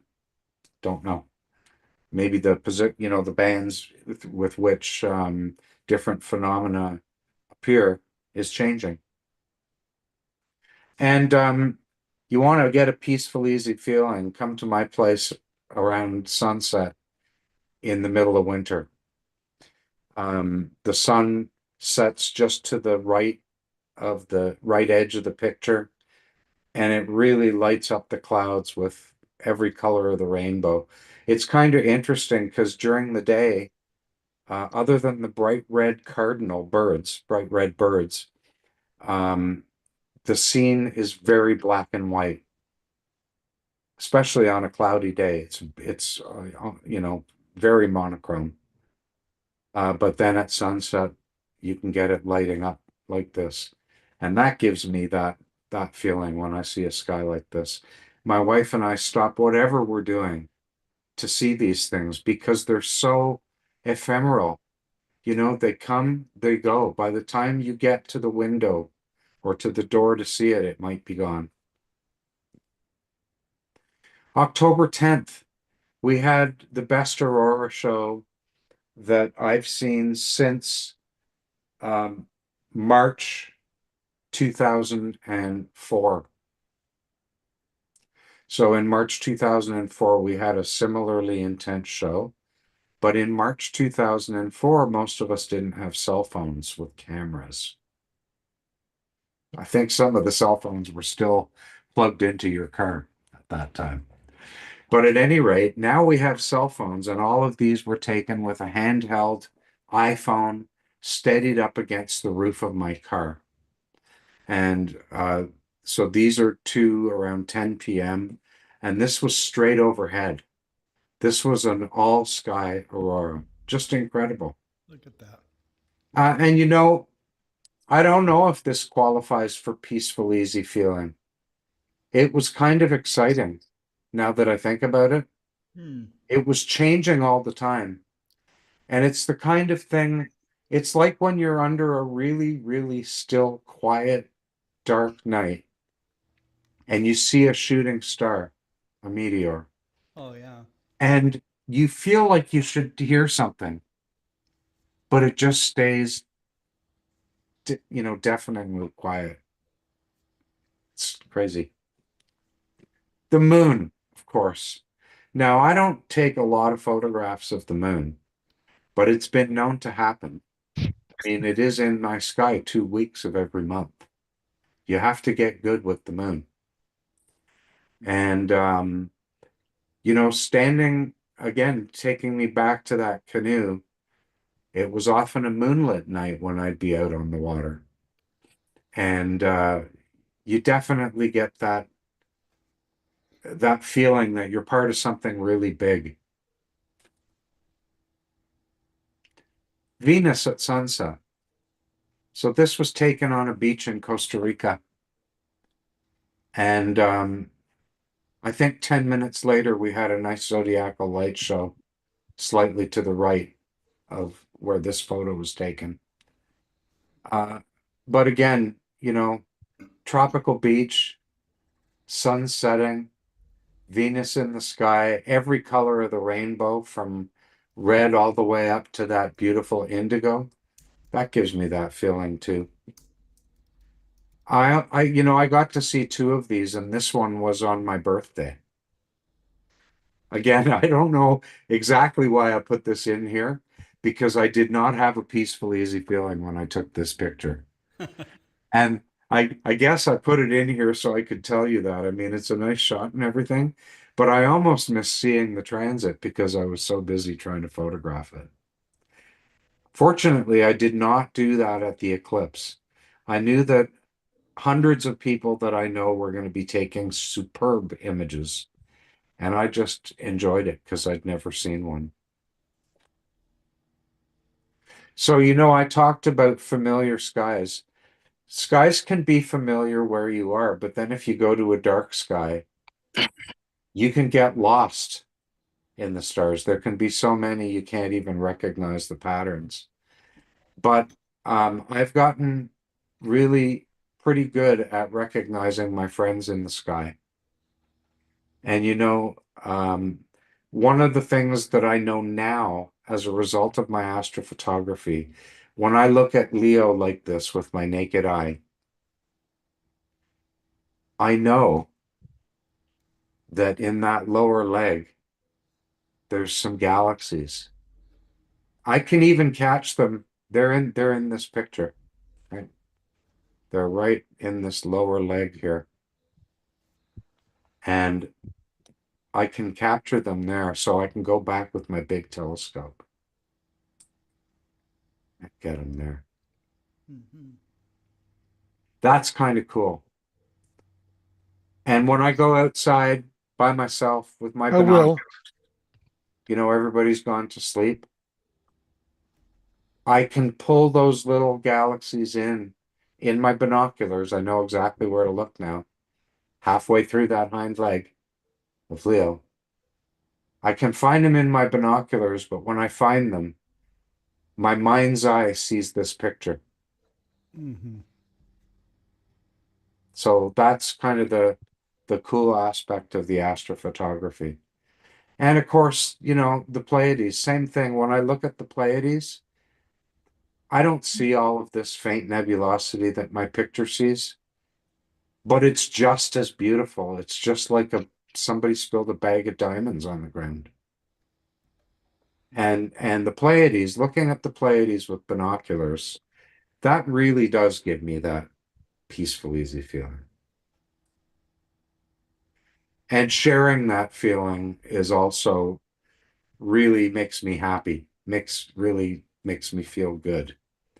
And on the left is my father-in-law, who passed away a few years ago, but not before he looked in every telescope he could of mine.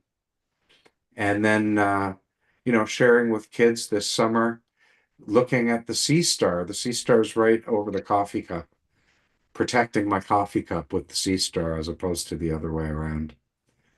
And, you know, showing that little girl what the sea star is seeing. And then the picture on the right, the guests are standing behind my homemade Dobsonian. I ground the mirror myself, and my friends and I, you know, help make the body. And I learned so much about astronomy and about telescopes doing that. So all of those things, that's where I get my peaceful, easy feeling. So that's all I had for you tonight. So I'll stop my share. Well, it's a lot. So it was it's nice to take a peek behind all the astrophotography and to learn more about you know, how you connect with the sky. So yeah, you kind of it share was that with fun us for me to every put this time. talk together because I had to really think about that. Yeah. Wonderful. Wonderful. Thank you. Okay. All right. Well, thank you very much. Okay. Thanks. All right. Okay. Our next speaker is Robert Reeves. Robert is, we talked a little bit earlier in the day, and I know that he had some family things that he had to deal with, and but I'm very happy, Robert. I'm very happy to see you here tonight. So thank you for sacrificing for us and being here on our 163rd Global Star Party. Well, I'm delighted to be here and actually take it as a few moments of peace compared to the activities that we've been involved in and leading up to what happened today. But cat hair in my mouth, good grief. Delighted to be here. And the other issue that was I have is my main computer is in the shop. I won't be able to get it until tomorrow. So I'm operating off of my laptop with almost no resources. So I was thinking, what can I do tonight? And how did I get really interested in the moon, know the moon like the back of my hand, understand it? Well, that all took place back in the 1960s during the Lunar Orbiter program. NASA's Lunar Orbiter program leading up to the Apollo program, you know, charting the moon in preparation for the manned landings. And fortunately, on my laptop, I have a program that I presented to Southwest Research not too long ago about the history of the Lunar Orbiter project. So I'm going to steal part of that tonight. First, though, I want to mention something. Almost everybody involved in astronomy knows about the app or the program, the Clear Sky Clock, Clear Sky Chart that shows the Oh yeah, it's an astronomical weather for your location. That was created by Attila Danko in Canada. And I found out a very sad thing today that at the end of last month, Attila passed away. Oh. And there's a group of people who want to perpetuate Clear Sky Chart. They call it Clear Sky Chart now. It used to be Clear Sky Clock, but it had to change its name because of a legal issue. But we want to perpetuate Clear Sky Chart and keep it going, not only in Attila's memory, but it's such a resource for astronomers. So there's a group that are looking for people who are good at coding, who we want to talk to Attila's widow and see if she will release Clear Sky Clock or Clear Sky Chart as a open source, so that it can be perpetuated by a team of astronomers and programmers. So if you're good at programming, want to be part of this, please contact me so I can get you in contact with the right people for this. My email, robertreeves400@gmail. So if you're interested in this, please let me know. Of course, the other thing that I have to mention, of course, Christmas is around the corner. Let me do the 10-penny commercial. Don't forget about my 2 moon books, the Photographic Atlas of the Moon and Exploring the Moon with Robert Reeves. If you are searching for a last-minute stocking stuffer, both available on Amazon. So let me get over here and do a screen share and get to my slides. Okay. Let's get this up and hopefully it will. Do you see a screen share of my stack of lunar orbiter pictures? Not yet. Okay. Whoops. I pushed the wrong button. Let's get back to Zoom. Well, let's try this then. And now, are we seeing a stack of lunar orbiter pictures? Yes. Yeah, okay. Well, like I said, I really got interested in the moon during the Lunar Orbiter project. As an amateur astronomer for 10 years before that, of course, I'd looked at it through my telescope. I'd photographed it through my telescope. I've been taking pictures of the moon since the 1950s. But the best we could do from Earth through any telescope would show features on the moon about a mile in diameter. The film photography would create these fuzzy images, even in the best telescopes, that just look terrible compared to what the bare amateur can do nowadays with ordinary digital imaging. But the Lunar Orbiter program came along back in the 1960s and photographed the moon in exquisite detail. Down to several meters in resolution, so that we know where to safely land the Apollo spacecraft. And fast forward about half a century, and by sheer chance, I inherited 3,000 of these original Lunar Orbiter photographs. The ones that I have were the very ones used at the Manned Spacecraft Center in Houston, Texas, during the Apollo program. And of course, nowadays, Manned Spacecraft Center is known as the Johnson Space Center. But these pictures that helped guide Apollo to the moon are now on the table just across my computer monitor. It took me several weeks to sort them all out. The largest place I could find to spread them out was on my bed, so that kind of slowed things down. I had to clear it every evening, and next day sort them out by mission and a frame number order. But today I've got them all sorted out and stored away, and Rusty, the famous moon cat, keeps a close guard on these pictures, so nobody messes with them.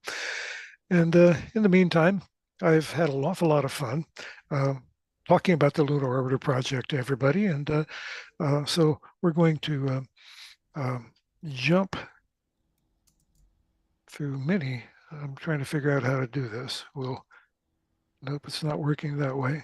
There, let's advance through the program very rapidly. The Lunar Orbiter spacecraft, of course, this spacecraft that 5 of them orbited the moon, used a repurposed Air Force spy satellite camera system to photograph the moon and transmit the images back to Earth. And let me advance through it to get up to the actual pictures of the moon that we want to talk about tonight instead of the rest of the program. Come on. Nope. There we go. Now, so finally we get up to these lunar orbiter pictures that started coming back to Earth in 1966, 67, 68, and showed us a moon that we never saw before. We had a one-sided view of the moon, our perspective from Earth, never changing. We never saw the far side of the moon. We never saw the limbs of the moon from overhead to really understand their geology. We saw much of the moon along the edges of the moon at an extreme slant angle. So understanding its geology was very difficult. And then Lunar Orbiter 1 went in orbit around the moon 1966, summer of 1966. And one of the first public relations things it had to do is, of course, take a picture of the Earth rising above the limb of the moon. And here we see the far side of the moon, Tsiolkovsky crater, the black lake, and the moon, the Earth rising above. Robert, I'm sorry. I think you've got your temp folder showing and not the images that you're speaking to. You're kidding. But we love the picture of Rusty on the Yes. pile of photos. Yes. Okay. You got to reshare, I guess. Or something. Stop sharing and then reshare and go back here and see if I can get down to, whoops, too far.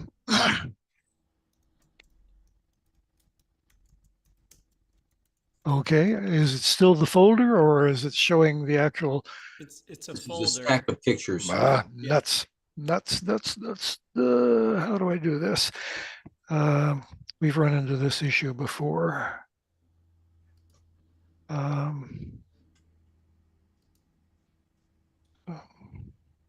Share.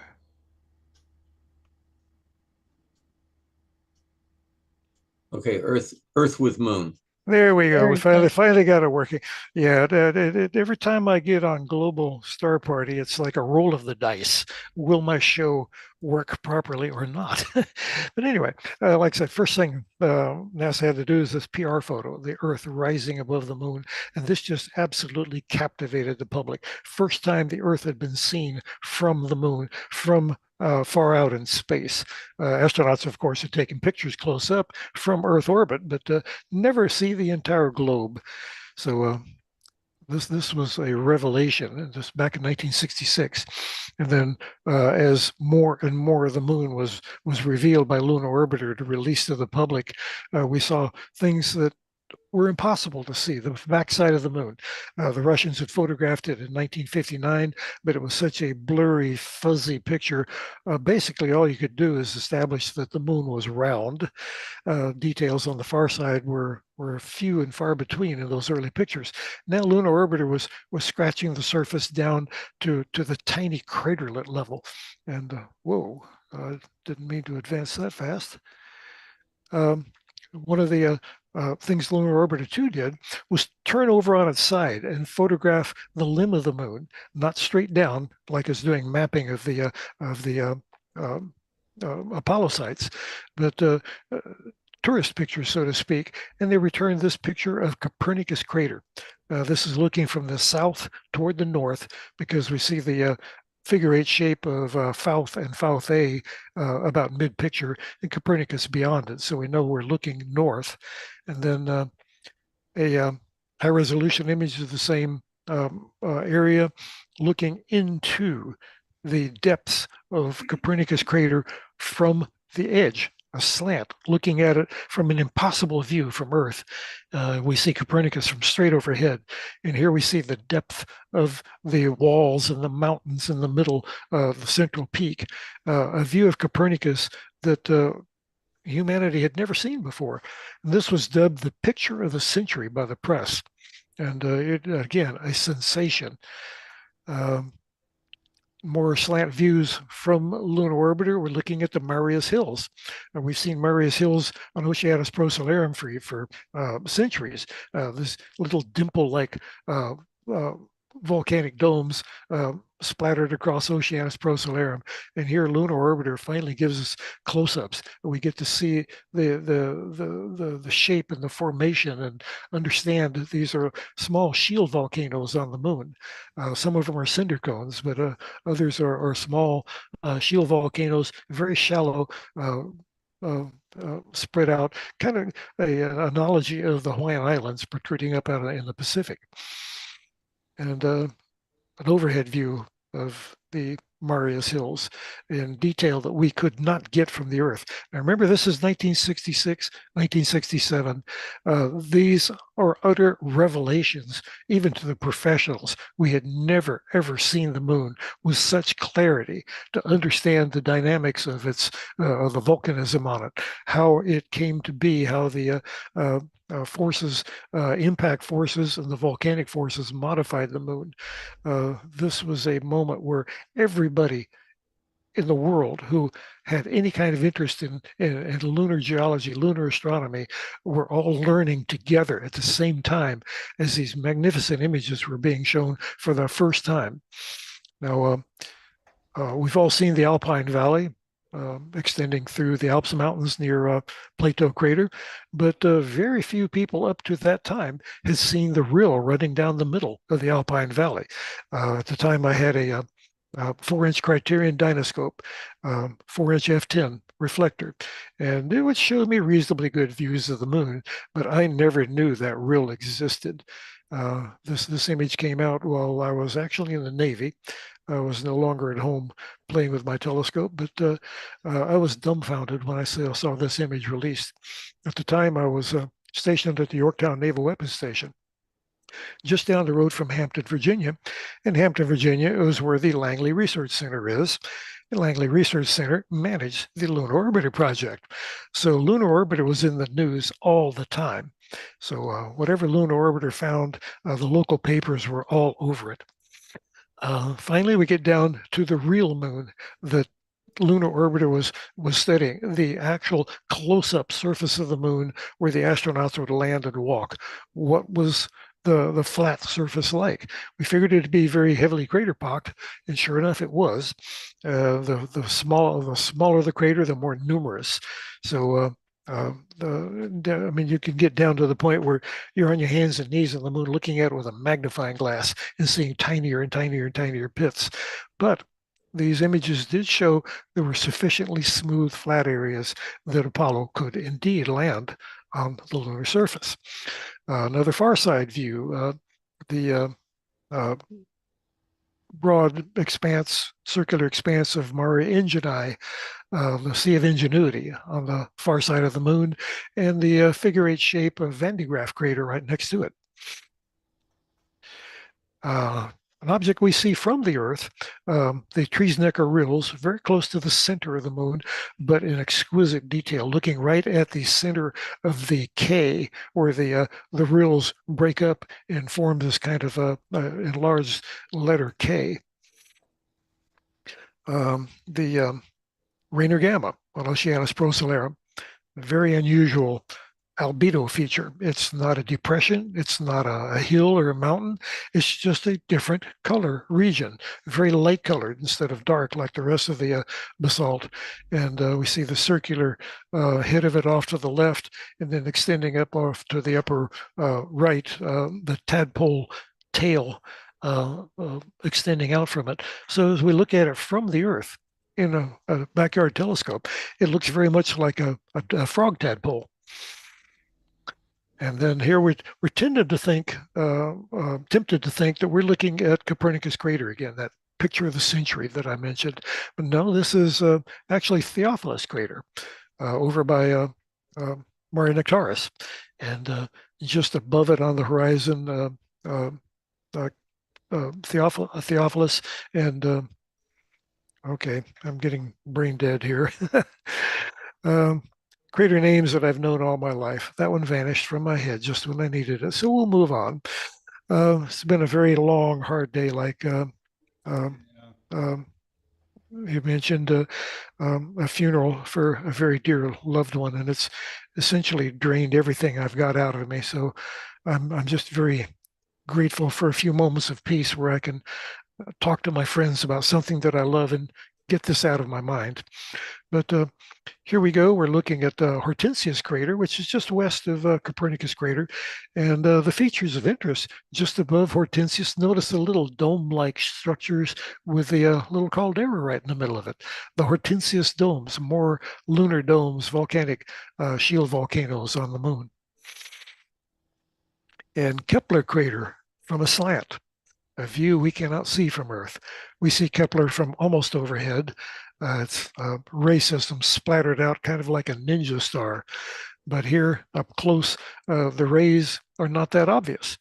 But Kepler itself remains quite obvious along near the lunar limb. Getting up to the poles of the moon, looking down from on top of the North Pole, we see a region now that we only see from Earth at a highly slanted, compressed view. And here we're looking at the combined form of the crater we call Meton. From our view on Earth, we see these four craters that have merged and overlapped and been filled in with debris. And from Earth, they look like a four-leaf clover. And I call it my lunar good luck charm. But from this overhead view, we see how the geology really is, how these craters merged together and then were filled in with debris from the Imbrium Basin impact. I'm rather delighted to see this picture from Lunar Orbiter because my backyard earthbound shots through my C11 are almost as good. Of course, this particular image from Lunar Orbiter was taken at extreme altitude, almost 6,000 kilometers above the moon, and I'm taking mine from 200, almost 400,000 kilometers. But the details in the craters, Ptolemaeus at the top, Alphonsus in the middle, Arzachel, almost the same as what I can get in my C11 under very good seeing conditions. And another crater we see from Earth, but Shikard down in the lower left-hand quadrant, but at an extreme elongate or slant angle. It's very elliptical from Earth, but here we see it is a huge 200-kilometer wide circular crater that's been flooded with basalts. Now, all of these views, like I said, they were just revelations 50 years ago when we received these from Lunar Orbiter. And some people made a lifetime out of studying this. Some people looked at it and said, oh, that's nice, and moved on. But these images stuck with me. The lighting and the contrast of them colored the way I see the moon. And often I get complaints from people on Facebook saying my pictures are too harsh, too contrasty. Well, I'm sorry, that's how I see the moon. I see it as the Lunar Orbiter saw it, and I strive to create images like that. But this particular image, Carpenter, the round crater near center, and Anaximander A and B, the lobes going off either side. From Earth, these two craters look like a Valentine heart. But here in overhead view, we see their true form. And near the very western limb of the room, we can see these craters, Kraft and Cardenas. Well, we can see them, but at a very slant angle. But from this overhead view of Lunar Orbiter, this is actually two Lunar Orbiter frames that I've photoshopped together. We see the Catena Kraft, the crater chain between them, and this view always brings joy to my heart because I see these two craters as children's balloons tied together with a ribbon. So just a very playful apparition on the moon. And Tycho crater, we can see this one from Earth, of course, but not in detail like this. Of course, Lunar Orbiter is Lunar Orbiter provided these images, but Lunar Reconnaissance Orbiter, in orbit around the moon now, has provided even more details. And we can see that boulder sitting on the peak of Tycho, and that's always fascinating. The inside of Petavius crater. And if you hear a cat fight in the background, then, that's what it is. Our kittens are getting rambunctious. The Rima Patavius, from Earth, it looks like the hands of a clock. But in this picture, we see that the two separate arms are actually an extension of the same rill across the face of the crater. They're not two separate rills; they're joined in the middle. And Copernicus crater, almost like we see it from Earth, an overhead view, but in detail that we just cannot get from Earth. The terraced walls collapsing and tumbling down into the crater. The walls too big to support themselves. The crust is not strong enough, and it collapses. And then, of course, the central peak, very classic feature of large craters, the rebound of subsurface rock protruding up, creating these central peaks. So always fascinating to see familiar craters in such exquisite detail. So details that we cannot see from the Earth. It's like seeing the unseen. And it just gives you a funny feeling to see these things that have been hidden from mankind for millennia. And now we have the ability and the technology and the smarts to not only see it, but figure it out and understand it. My oatmeal cookie on the moon, oatmeal cookie crater, Gassendi, just above Mare Humorum. This is a composite of 3 lunar orbiter photographs that I put together, and we see the entirety of Gassendi and the magnificent rill system crisscrossing it that gives it the appearance of Grandma's oatmeal cookie right out of the oven. And getting close to the end of this, Prinz crater up near the Aristarchus Plateau has always fascinated me because of the Rima Prinz complex, the rills extending downhill, flowing downhill. They look like a pitchfork, almost some satanic symbol on the moon, this pitchfork, and you think of the devil for some reason, or at least I do. And more rills and craters that we barely see. Hevelius along the limb of the moon. We see it at such a slant angle, and here we see the interior of it and how it's just crisscrossed by dozens and dozens of rills, the intense volcanic activity that fractured the floors. And the far side and the near side in one view. Here we see the familiar Oceanus Procellarum on the left, the right, and portions of the far side on the right-hand side, a view that we cannot see from the Earth. And we'll examine that ring-like structure on the lower left here in a moment. The craters Messier and Messier A, we see them up on Mare Fecunditatis, small craters about 10, 15 miles in diameter. But here we see the dynamics of how they came into being. Before it was thought there were 2 separate impacts. Now we're quite convinced both craters were created by a single object that struck the moon, skipped downrange, impacted again, and created the second crater. A question, there's a couple of questions. Robert, Jeff Wise is watching on YouTube, and there are people that think that the Earth is flat. Okay. Well, so he wanted to know, are there any flat moon people? I've never heard of that. For some reason, the Earth is flat. Is the moon also flat? So well, I think they're smart enough that they can look up in the sky and see it with their own eyes and realize that, well, maybe that one's round. Maybe not. Yeah, I have never heard of a flat mooner. Anyways, and the second question is the faint, John Ray is asking this question on Facebook. Sure. Is the faint banding in the photos due to a sort of raster scanning artifact? Yes, portions of my actual lunar orbiter program that these images are being stolen out of explains the photographic process, that how these images were broadcast back to Earth. And yes, that is a part of the photographic process. The scan, how the film was scanned electronically and then broadcast.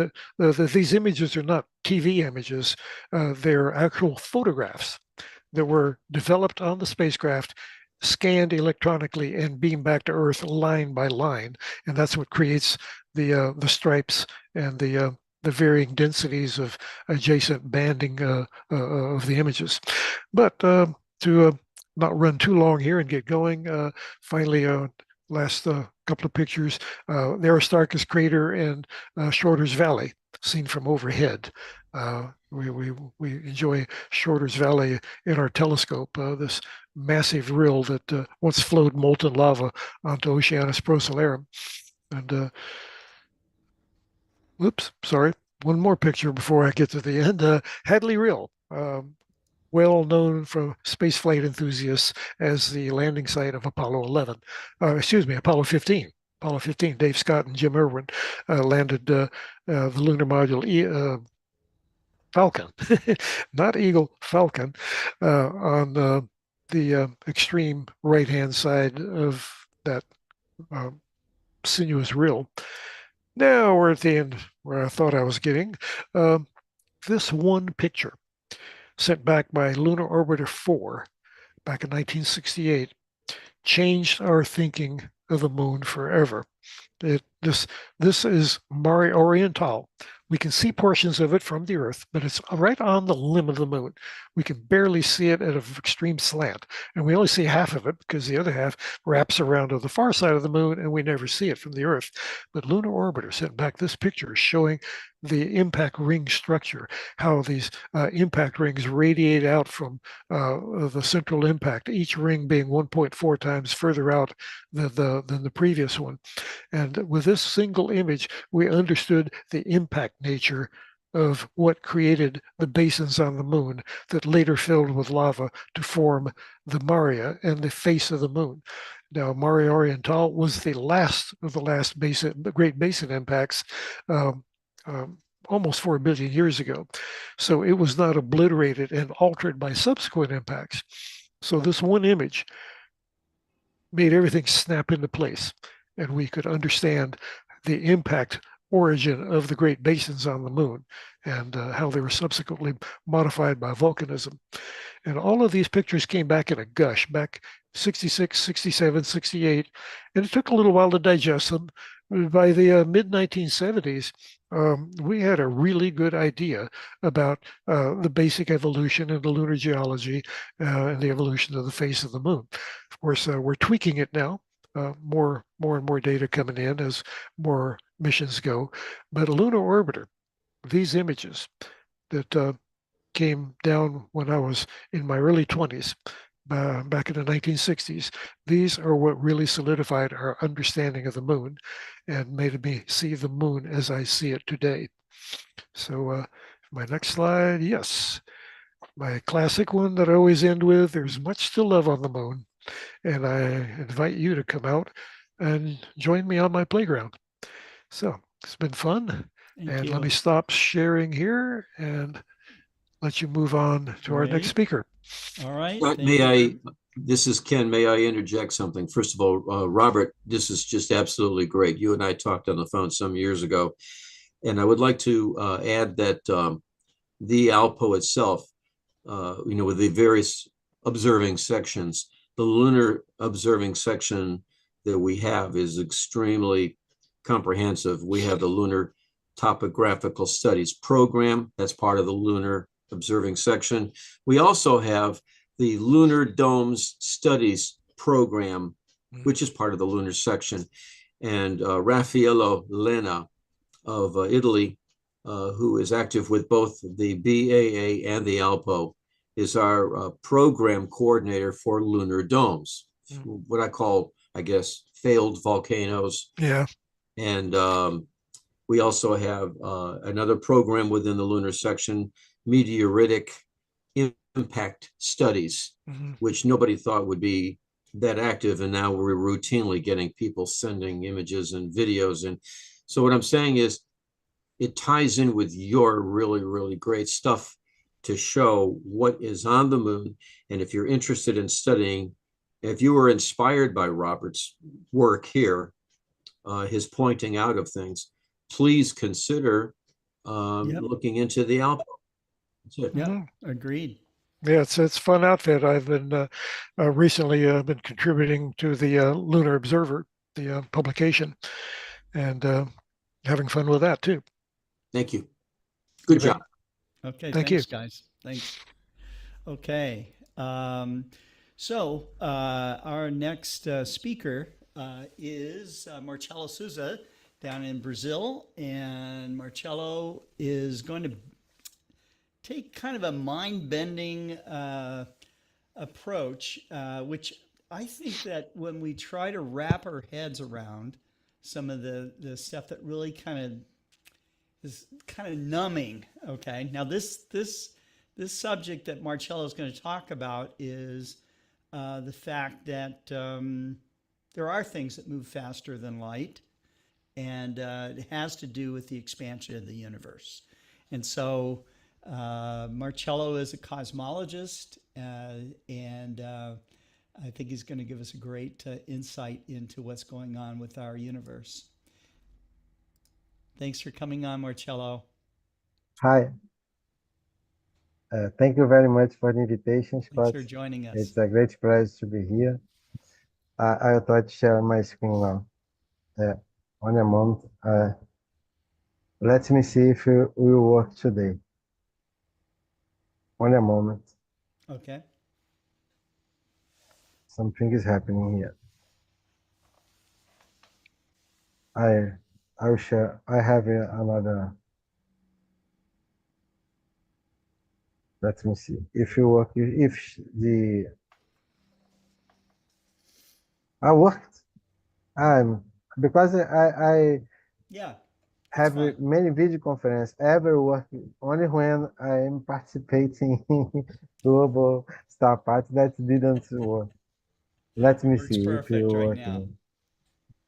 This is our astronomy field. Before I talk about this, something that's very curious also is this, because the Space Weather published this. I imagine that this happened in many places in the world, but now we have here proof that solar storms are driving farmers crazy, because it is affecting the automatic tractors that they have, because they need the GPS.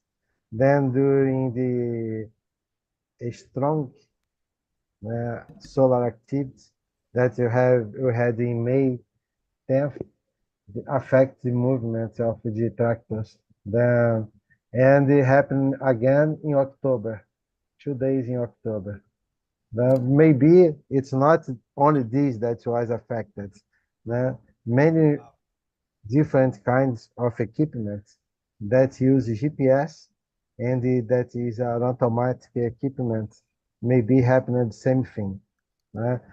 All the history is published in spaceweather.com, and is a fantastic thing. Then we have now proofs that affect the effects of the strong solar activity. And now something that for me ever is something very curious, because it is associated with our view of the universe.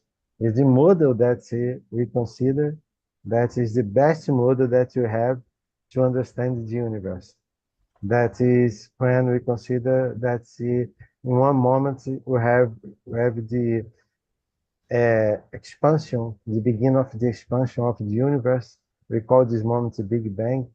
That's not an explosion. Let's imagine that is a big sound or something like this that begins to expand. And we have different moments, but we consider now that the universe has approximately more than 13 billion years. But what is curious is that we can consider now that the observable universe is approximately 93 billion light years in diameter. This means that we needed to consider that the universe, the expansion of the universe happened with a velocity higher than the velocity of the light in vacuum. That is prohibited by the special relativities. Then I will return to this image, but I'm only show the equations from the Einstein's theory. You have the time dilation that's happening when different observers measure different times, right? Interval of times, and all the factor is this one that you have here associated with the velocity of the referential square divided by c squared. That c is the velocity of light in vacuum. And also we have the contraction of space, but it's not about this that I will talk. Is this. You have also the mass that change with velocity. And this that's important for we understand why it is impossible for us to move faster than the velocity of the light in vacuum. You see here, m0 is the mass, rest mass. Is the mass that you measure when you are not moving, if you can imagine this. And if you have someone moving relatively with you, you measure a different kind of mass, a different mass. But as you have this factor, what happens is that when it's moving faster, the mass is growing up very fast. And then when it is near the velocity of the light in vacuum, happen this. It is impossible to reach this because you need infinite energy to move this. And this is impossible. Then we live in a world that you have a limit of velocity. The mass, the matter, can't reach the velocity of the light in vacuum. That's impossible from the Einstein theory. Then how that you can consider that you have objects in the universe that is moving faster than the velocity of light in vacuum. Then I'm trying to show how that you can imagine this. Here we can see from relativity, what we have is this, that the velocity of light didn't change from different observers. It's the same for all the observers, but what changed is the wavelength of the light frequency. And then when it's moving far from us, goes to lower energies, and when come in our direction, high energy, that we call the redshift when it's moving far from us. And the universe is expanding like this. No? We have all the parts of the universe moving far from the others. No? This is the image that you have, like a balloon that is growing, and this effect. But what we need to consider also is not only because the space-time is expanding, then the space-time is moving. Then it's not only the object itself that's moving, it's all the space that's moving when the universe is expanding. Then you need to consider also the velocity of the expansion of the universe. And as it is not the universe that is expanding, not the movement of this object, then this object can move faster than the light. It's not prohibited by the theory of relativity, because it's the universe that's expanding, the space-time that's moving. Ever when in cosmology you talk about this, everybody, and something that you need to consider when you say the universe is expanding, if the universe is everything, he is expanding in what direction from, is something that we can't answer. No? This is like Saint Agustin, I don't know how to say in English, but in Portuguese it's Santo Agostinho, that is a saint from the Catholic Church. when someone asks something like this associated with the when God created the universe, and he asked what he did before, and or he said that he built the hell for people that make questions like this. Then it's something like this that you have now, because we don't know. It's like the small fly that lives 24 hours trying to understand our life. Why we have something, a kid, an adult, and how they know that the kids will turn an adult. It's something that we do with the universe. We live few years, very few years. No? We are talking about the Earth, 4.5 billion and 500 million years old, and the universe more than 13 billion years old, and how that can imagine what's happening. But we try to understand with the results that we have today, and you have from the beginning of the civilization, the observation of the sky. This is an object that is called GN-Z11. This is one of the higher redshift. This object, you have an object with high redshifts. This is the reason that you can understand. You need to consider that the universe is moving faster than the velocity. Some object in the universe moving faster than the velocity of the light, and he was sent the light for it. It was formed 13 billion years ago. The light is flying from 13 billion years, and now the distance is more than 30 billion years. And because some moments the universe moved faster than light, space-time, with the movement of the object of expansion, then we need to consider that it's moving faster than light. And what is something curious is this also. Here. The observable diameter is 93 billion years. This means that the present size of the observable universe is 46 billion light years. Have objects that will never receive any information from them because they are located after this limit of the observable universe. And nowadays, if you consider now, we can receive in the future only information about objects that are inside this pinky region here, that is a radius of 18 billion light years. After this, we will not have information from these objects. Then is something that we need to think about, because when we talk about the special relativity, in the past, I give many classes about this, and whoever say that don't have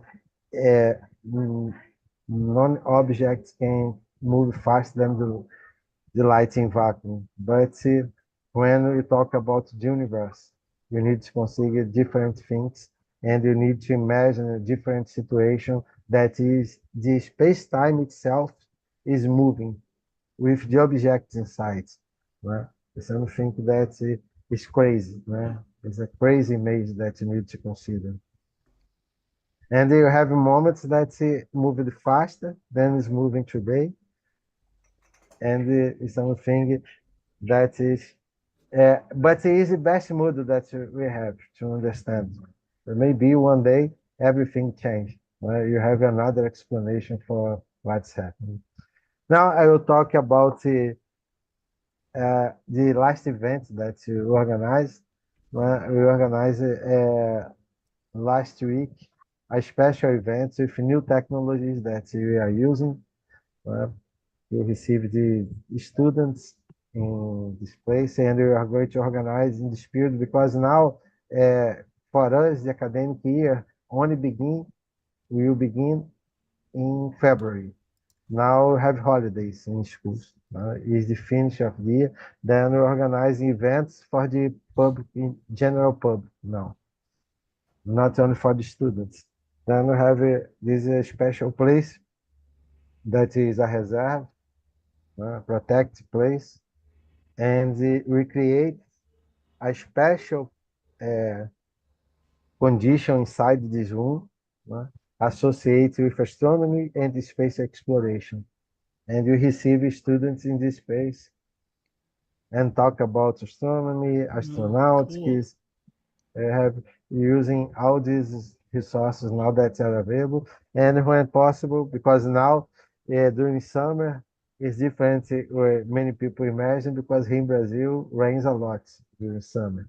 Then we have a few days, sometimes we have few days with the sun and the possibility to see the sky at night.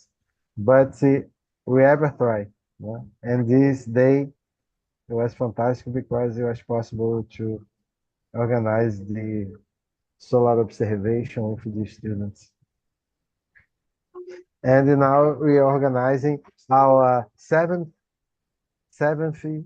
international meeting of astronomers, edition of the international. It will happen April 10, 12, 2025 here in our cities. You are invited, Scott, all the friends here are invited to participate. It will be an honor for us. Participation is on-site events, in-site events. We organize, we receive international speakers here in our city in Brazil. And this is what I organized to talk with. Thank you very much for the invitation, Scott. Thank you. Ever is a Thank you, great Marcelo. pleasure to be here with all of you. Thank you. Great. Okay. And thanks again, Marcello. Our next speaker is Dr. Daniel Barth. Daniel and I go way back several decades when he was working at a Scope City store selling telescopes. He then took all that interest and inspiration to get his PhD in astronomy, and he became a professor of astronomy and taught in California, and eventually made his way, which seemed very kind of, maybe it was fate, I don't know. Fate is but strange. He ends up out here in Arkansas Yes. to go to University of Arkansas, and he walks into Explore Scientific, and we reconnect after many years had passed. For a little while, Daniel also worked here at Explore Scientific, and he was a great contributor to our customer service department, and also to even our repair department, and our he's the one that if you bought one of our refurbished 10-inch Dobsonians, they were likely rebuilt by Daniel. So and he did a really expert job with that. Anyway, he has now moved a little bit too far away to drive to work here at Explore Scientific, but I know he's having a great time because he's building an observatory, and maybe it's almost finished at this point, not sure. But he's a great friend, and a lot of fun to listen to. And so, Daniel, thanks for coming on to the 163rd Global Star Party. Well, thank you, Scott.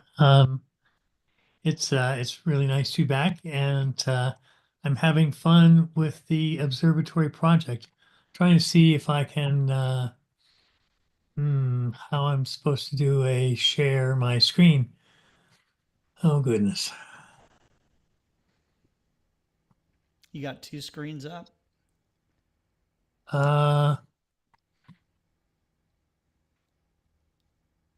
I've got a second screen or a second window open. Okay. Oh, bother. So just find the app. You'll find the green share button at the bottom. Let's choose video settings. Share screen. Here we go. All right, let's try that. Share screen. And are we seeing anything? Not yet. You're getting Not yet. close, though, I can Okay, tell. share screen. You can feel you're getting warmer. Maximize window.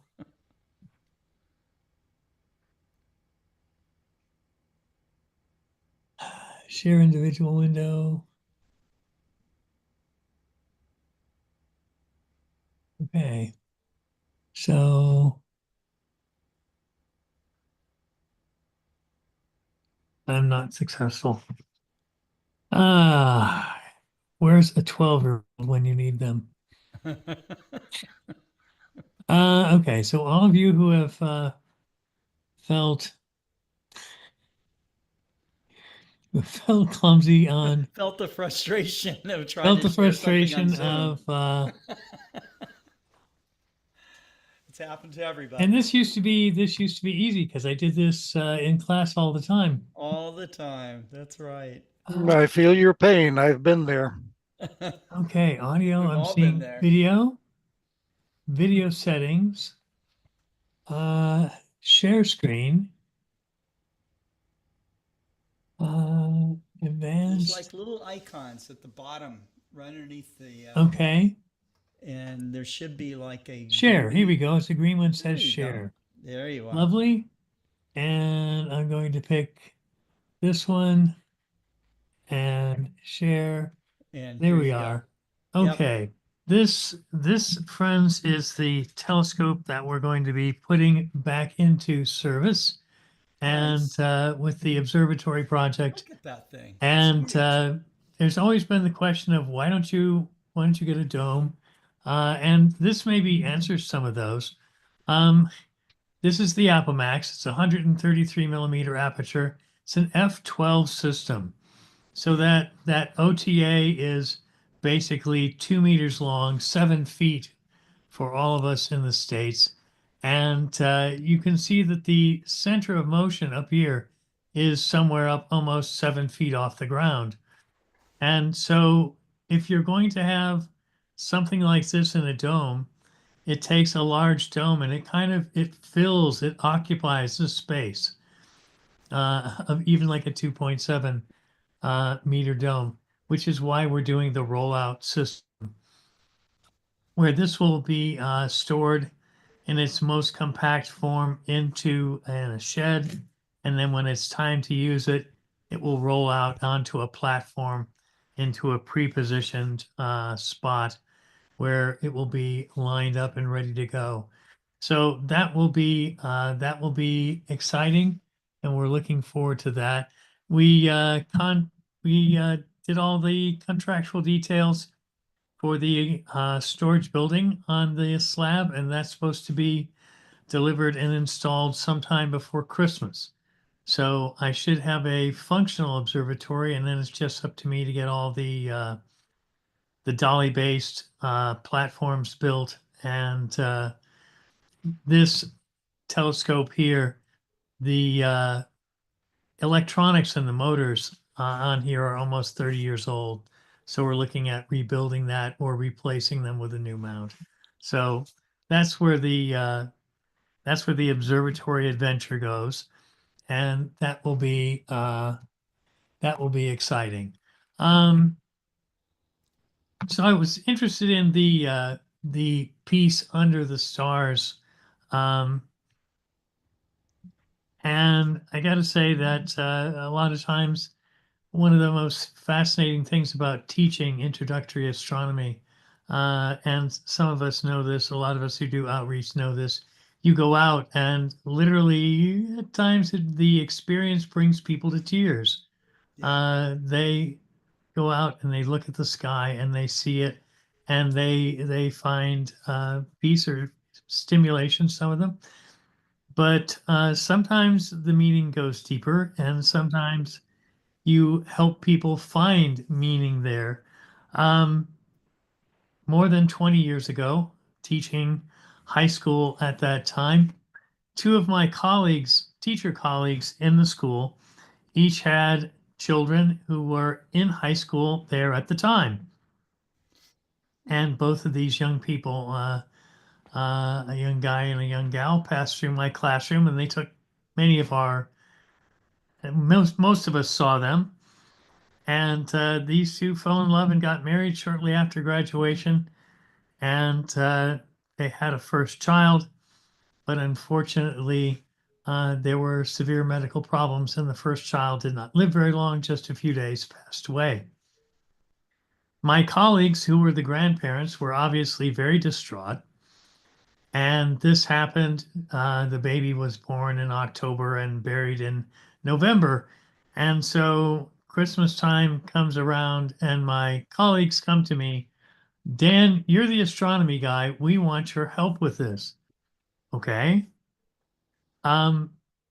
They had gone to one of the buy yourself a star services. And I know as astronomy people, we all kind of cringe when we hear the buy yourself a star. You're buying a name in a catalog that's published, one copy in the Library of Congress. But beyond that, they came to me and they said, well, you know about our kids. You had both of our kids in your class, and the baby that passed away. And so we bought the baby a star, and we want you to help us get a telescope. So we're going to give this to our kids at Christmas so they can look through the telescope and see the star that we've named after their little child. And a very, very sweet and emotionally heartfelt story. And you go, wow, what an exciting gift for you to give to your children and my students. And, fully behind that, let's take a look at the map here. They had sold them a star out of the Hipparcos catalog, I think, and it was a 15th magnitude star somewhere within about 20 degrees of the southern celestial pole. So to see this star that they had chosen and paid for, first book your trip to Chile or somewhere points well south of the equator. So at this point, you say to yourself, what do you do? And well, frankly, you lie. It was the season. And so I said, oh, how nice for you. Look here. And I pulled up Stellarium. And I'm going to share another screen here. So I pulled up Stellarium, and here we go.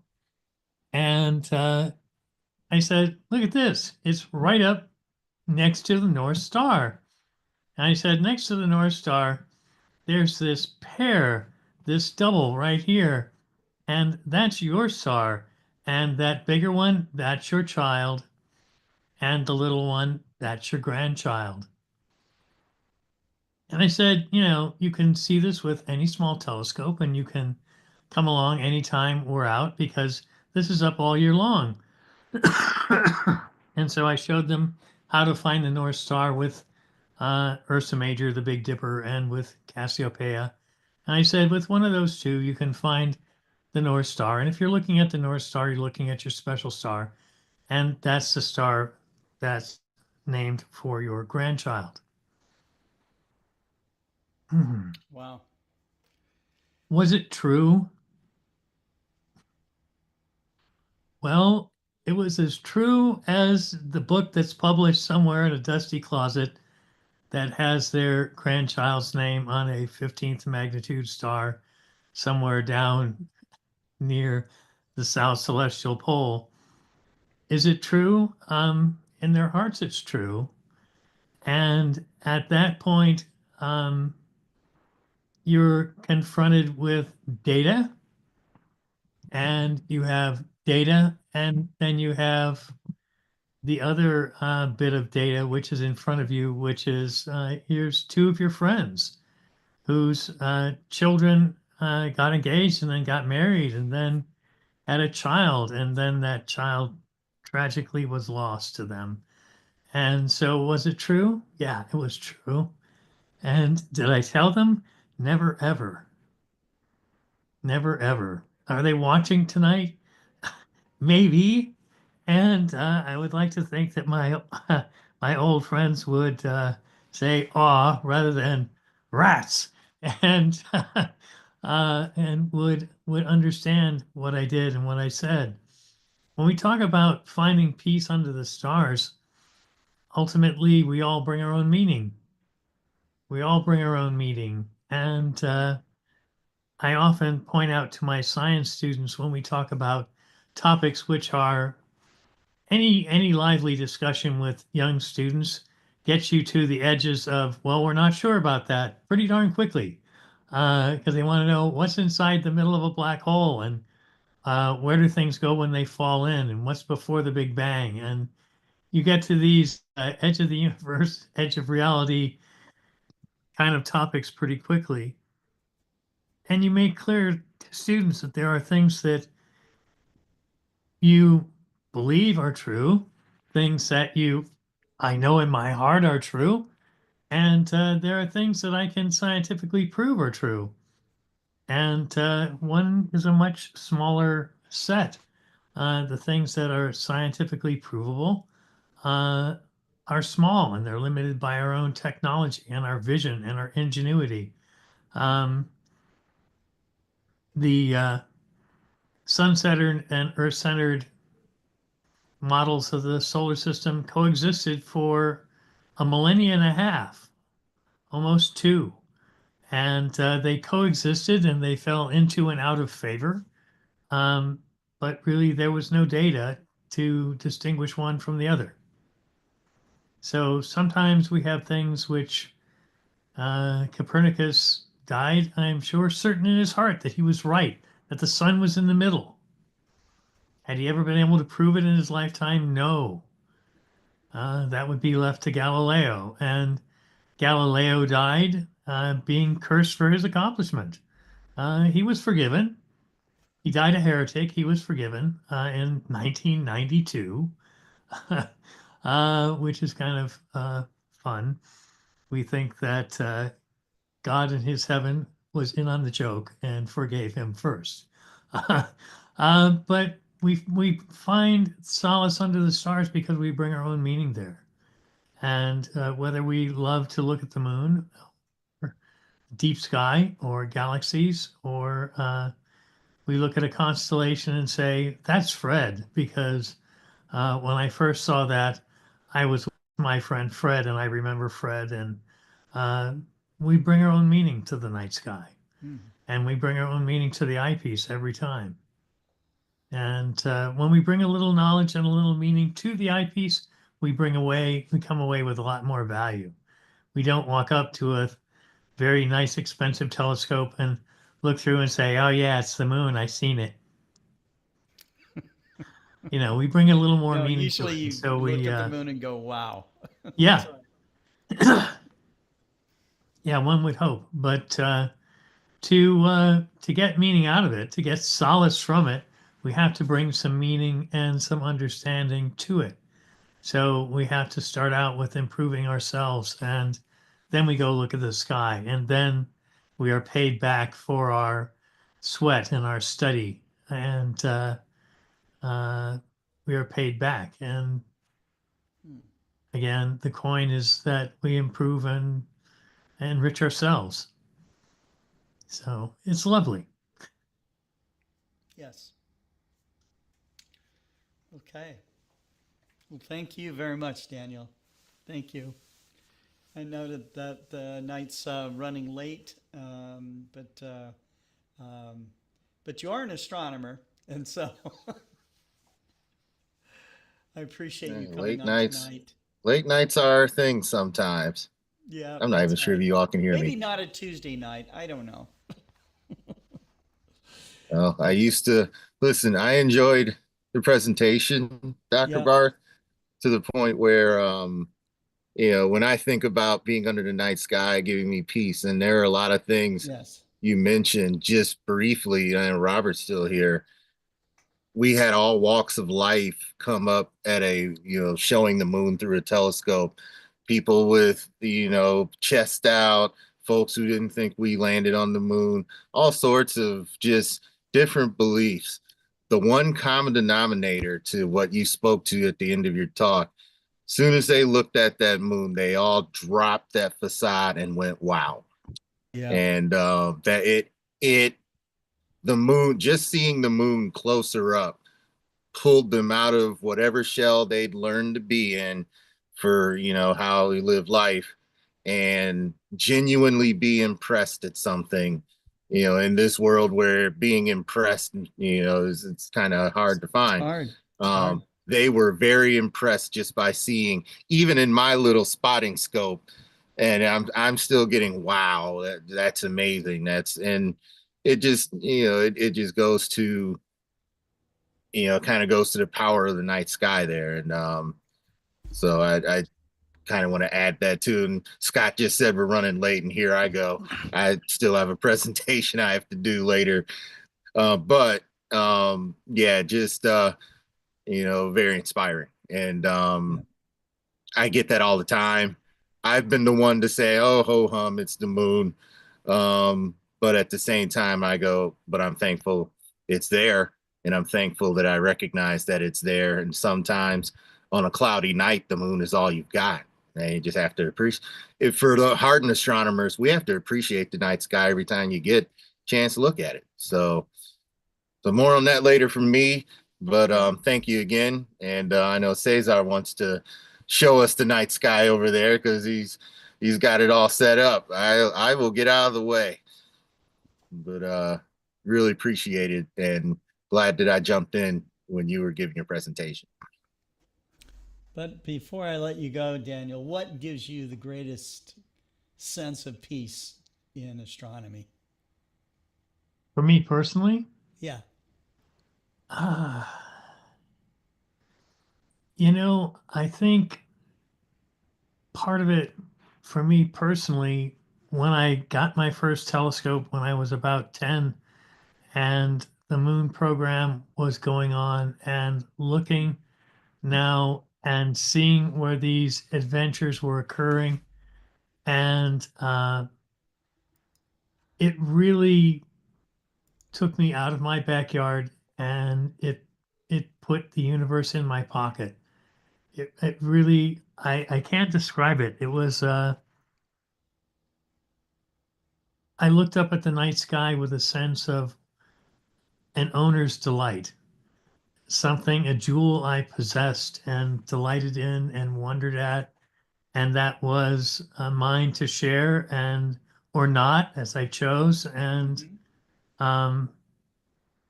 just to look up and see and to know and to say, I recognize things, and I know this for a star and that for a planet.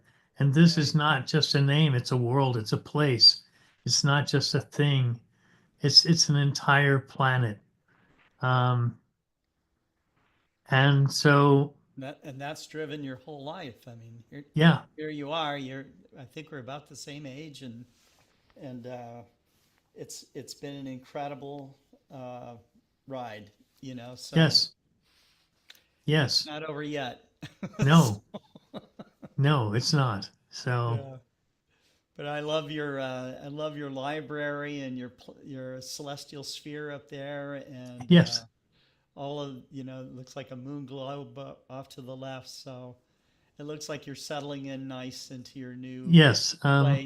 And we still have stuff to go, and the observatory project has absorbed a lot of energy, and I am so excited to recommission that that big F12 refractor. Yeah. And this will be the first time really ever. I've owned it for going on for 30 years now. Yeah. 1995. Yeah, 95, 96, somewhere in there. Is when I acquired it from Fred Mrozek, and 23 of them made. This, Fred told me, was the last one. Oh, wow. And it's the only one in that dragonfly green. Mm-hmm. And it is so big, 7 feet long, 40 pounds, with an eyepiece on it, that it takes a lot of it takes a lot of mount. Yeah. And because you don't want to be lying on your back to look at the zenith, the eyepiece height changes by a meter. Right? You think of the challenge of that from the horizon to the zenith, That's the height right. of the eyepiece changes by more than a meter. And so it's definitely it's challenging to house, but I've got the plan and we're moving forward, and everybody here on Global Star Party will come with me step by step Okay. as we get through the next steps, and it will be exciting. Yeah. Yeah. So- I'm excited for you, man. Okay. All right. Well, thank you so much, Daniel. And have a good night. And we'll Thank see you next time. Okay. Our next speaker is Cesar Brolo down in Argentina. And I don't know if we got a clear sky tonight or not. but- Yes, I have Yes! clear. I have clear sky, but But wait. But- We have something special here. Okay. Wow. We have John Ray watching on Facebook, and today is his birthday. So happy birthday, John Ray. oh, happy birthday, Ray. Yes. Okay, now back to Caesar. Yes, but it's great. Yes. The rounds around the sun is a great thing, and it's an astronomical Yes. number. That's It's an right. astronomical. All For things us, a are very personal absolutely. astronomical number. That's Yes, totally. Yes, I have a clear sky, but unfortunately, I couldn't prepare my equipment tonight because the No, it's weekend. okay. Yes, I left wires and cables that I need this tonight in San Miguel Observatory because we was working in the night of the books or libraries. It's a meet of a lot of people that every year in December the municipality, the government of San Miguel, that is a town in the around in the metropolitan area of Buenos Aires City. It's outside the Buenos Aires City, and well, I left equipment in the observatory because maybe next Saturday. Yes, really, I forget some wires and things that the show that is that I prepare the rooftop in the 37th floor, but yes, but I don't have the wire that I need to connect the mount wire. Okay. That's Yes. happened to me My before wife. too. Yes, my wife listened to me protesting, saying the things, Yes, this is something like I thought the different things that we live and we enjoy in astronomy, because tonight we are talking about how we found tranquility, we found a good feeling about watching the sky, or sometimes watching a sunset, watching a sunrise, and it's astronomy too. Many times when I'm in the last years, something that I start to make is sailing, and sailing is so near to the. Every time I took a picture of the sun, of the moon from the boat when I'm sailing, because it's so connected. The tides is totally connected, and you are talking about all time about sun and the moon and the connection between astronomy in everything. Sometimes, well, I have a couple of pictures and videos about that we are talking now. Yes. The first thing is in a short video where to move something a little. Well, this is a typical night from the balcony that I'm showing, that I'm found a nice feeling watching the sky. Maybe it's in the city, maybe it's with a screen, a computer, you know, it's not under the dark skies, but you know, You're still under you the need. sky. Yes, yes. This is the. For example, I found good feelings in my balcony where I had connected my computer to the telescope and find very, very far away, like for example, Omega cluster in this case, where I found a beautiful image. Sometimes I put the eyepiece instead of the camera. And is really grateful when I remember the about the prize for you is rewarding for you some feeling of rewarding for yourself is something that every night that I make astronomy I found. Well, talking about sunrise, Wow, that's a this nice is sunset. the sunrise from Sunrise. yes, a sunrise over the River Plate, Rio de la Plata. The size of the rio is an estuario is so big that we have 60 kilometers of fresh waters. I sail in this place.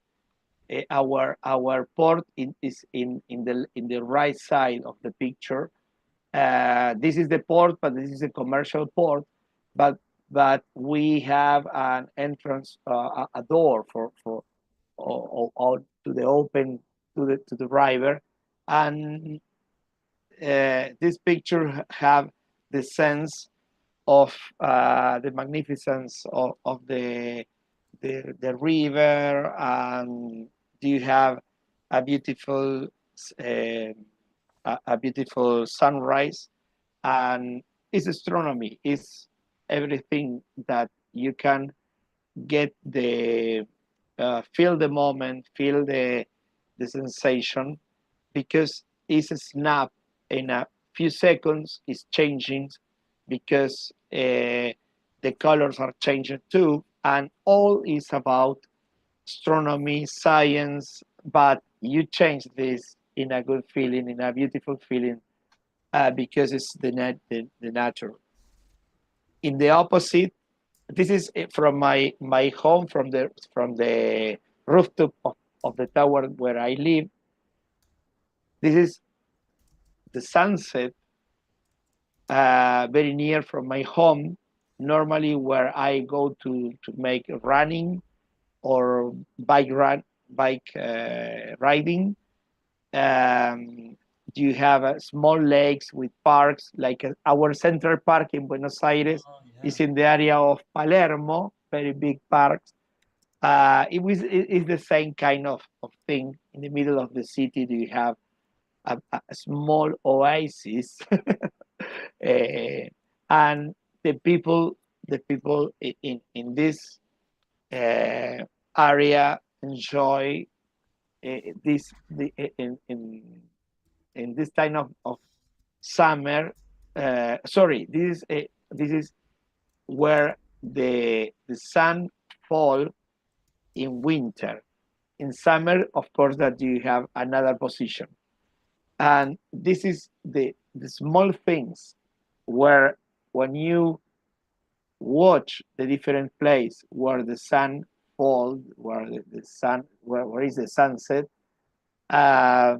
is something that we are talking about astronomy too, and we found the beauty of nature and the sense to know something different. You are going to, you feel good about know the small thing about the, for example, the analemma, the position of the sun in different times of the year. You can see that all people is winter because all people is with a cloth because it's a time of the year very very cold. Well, this is another thing, the constellation from the balcony. Here you have Antares. This is Scorpio. You can find the playing with the sky. Know the constellations is a little moment of enjoy, good feelings, especially enjoying the things because you found in your sky in the middle of the city in a moment, a nice moment. Sometimes you are with people that say, "Oh, this is Scorpio, this is Orion," and it's something great. It's a small moment. Maybe it's not this the things about you're going to have peace, inner peace, you know. But it's a small moment that is a beautiful, short moment, and it's great. It's great for you. You can talk something about this, and it's something that I enjoy. Amateur astronomers that we have filtered small telescopes, and we can make this with very low price equipment. We are lucky to for example to watch this or take a picture with a cell phone like this, and it's beautiful because you have things that with an entry-level equipment you can make something different. It's another way to enjoy a short moment and make something rewarding for you. The another things about the despite the constellations is note or pay attention to conjunctions between stars and the moon. I don't remember exactly which star is, but I remember that I took this picture after sailing in the night. This is the port, the port where we parking. It's not parking. Sorry, in the nautic talking, but we put the boat in this area, and ever the port. Yes, it's the port, but It's boat parking. Yes. Boat parking. Yes. But I know in Spanish we use the specific nautic talk words, yeah. and I know I'm that sure. in English too, but I don't remember the name in English to say amarrar el barco, amarrar or I don't know. Use the Spanish Sorry. one. It's okay. Yes. Donde amarramos el barco. It's our port. Yes. And this is something about very beautiful about to know or found in your cell phone which conjunction you have. You're watching and talk with the people and say, okay, this is I don't remember if La Luna, the moon, and Antares. I don't remember which star is, but for example, the sun where you are not taking a picture of the sun only or a sunrise, a sunset in this case because it's in the west, but this idea of geography or where you are we are going to the west in which part of the year, and this is a small part of astronomy. if, for example, in this picture was in the equinoccio, and it's a real we was going to the west, really, because the sun had the sunset in the equinoccio day over the west. And this is something, the fact that you can talk with the people in the boat and say, oh, no, it's the west. It's because today, for example, is the equinoccio. Another picture, well, solas. Is the pronunciation solas? No? Yes, Solus. Well, look that. This is a conjunction Oh, Venus that's beautiful. and Moon. Look at This that. is my church. My Wow. church from my childhood. I And this see. is where my mom ashes are.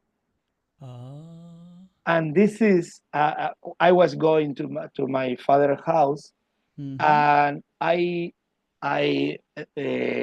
felt the sensation to stop the car and take this picture outside. Go out to the outside the car, park the car, and go to take this picture and visit a small monument where the common place for the ashes is, and remember my mother that she passed away 2 years ago, and the mix between the notes that you have about the moon, the Venus, and you are choosing. I choose something because the sensations, the feeling was special in this moment. It's a Yes. mix, and it's something that thanks to my mother, the education that she gave me, I can enjoy about this. I This is see. very important. This is my church from my childhood, and we are in my family. We are Catholic, or the Catholic tradition, and this is a very nice church. It's beautiful. Beautiful Yes, church. yes. And sometimes with my telescope, I have a my Maxutov. From here, the church is at 15 kilometers from here, and from my rooftop, I can You can see it? with a yes. Next time I prepare a picture from here and show where it is. Yes, because Okay.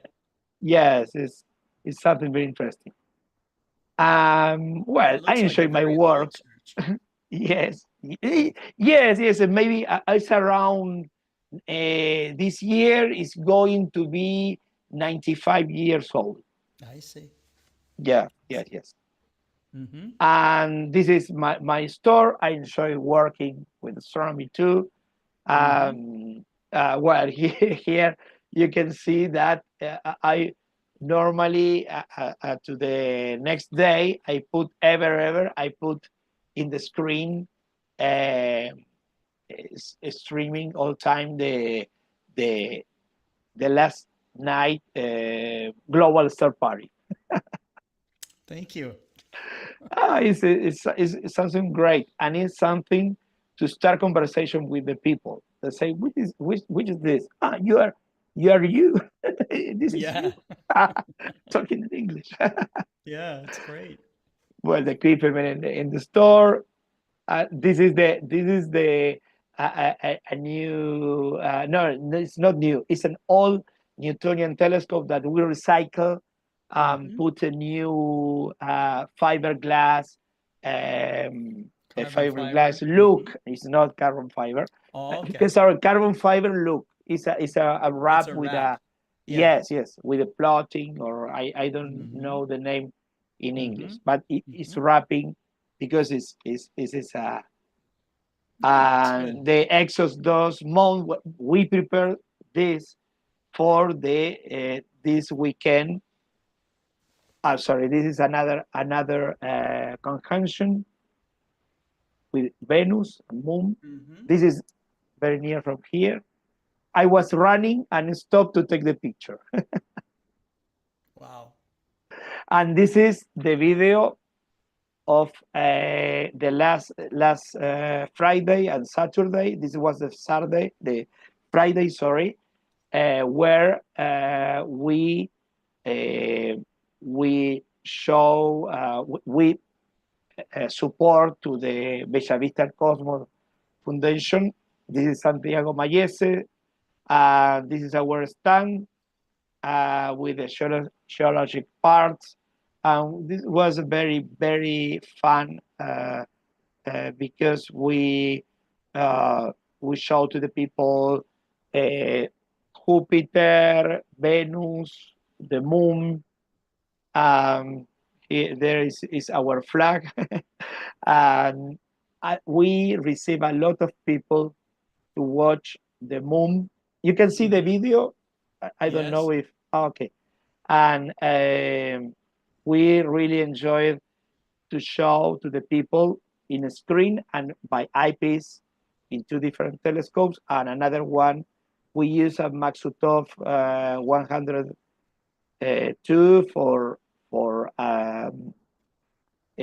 to project the moon in a screen. We used the recycled Newtonian 10-inch telescope with a Exos 2 mount. Here are the equipment.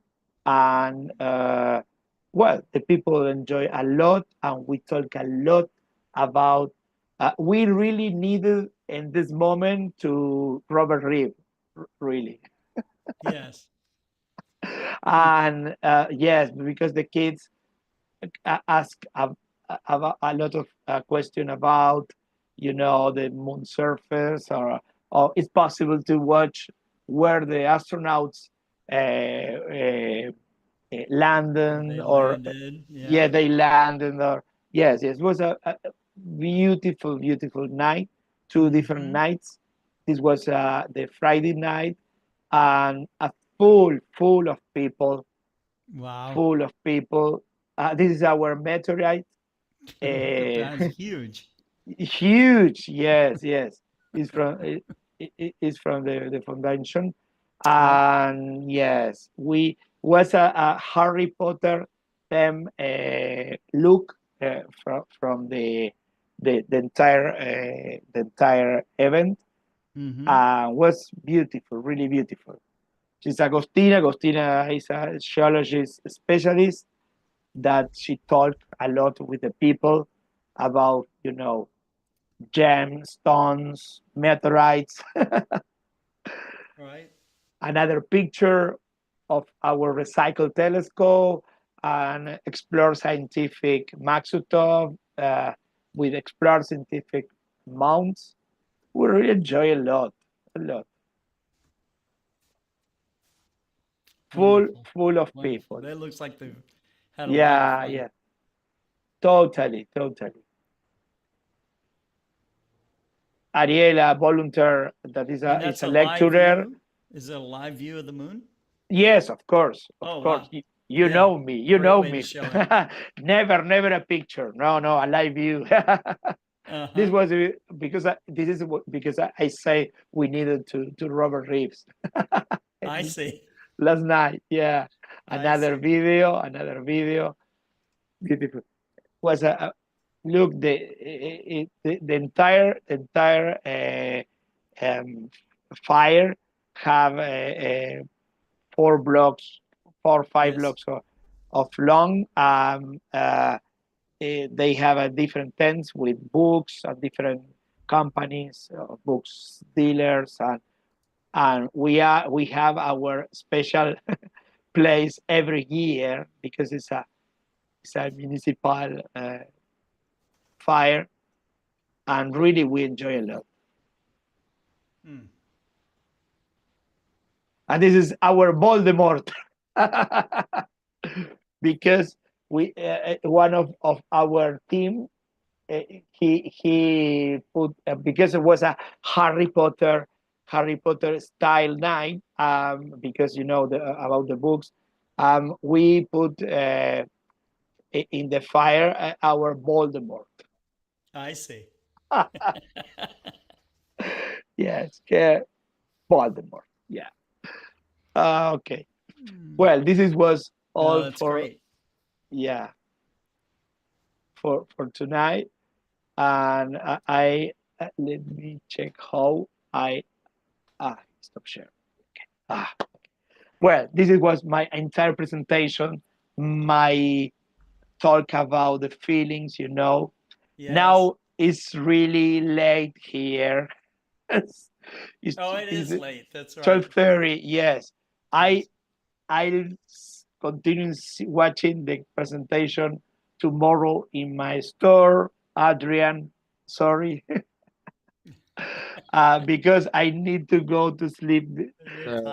Yeah. Go ahead, go to Thanks bed. for staying with us. But yes, but tomorrow I put your presentation too in the store, in the screen. Ever. You are famous in my store. Everywhere. Yes.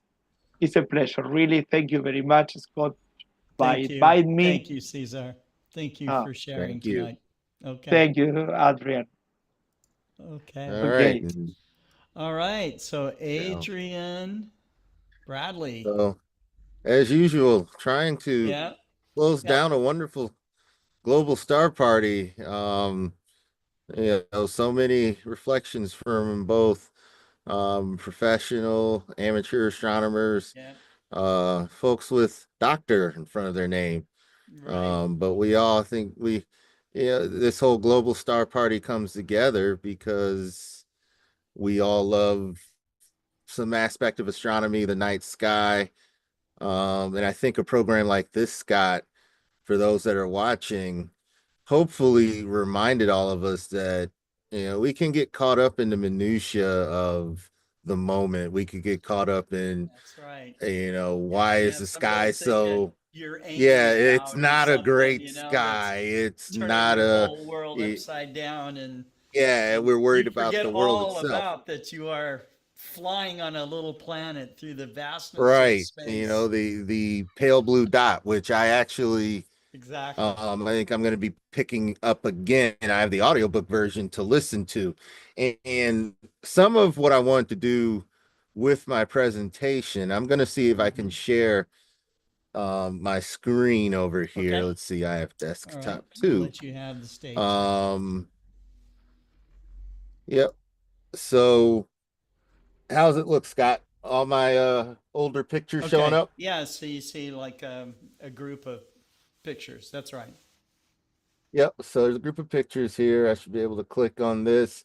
So we were just talking about, the piece that the night sky brings, and because I capture it in images, sometimes looking back over them will re-bring some of those feelings of peace. Here we've got one of the folks here has recently passed away. He passed away as of around, I think, 2019.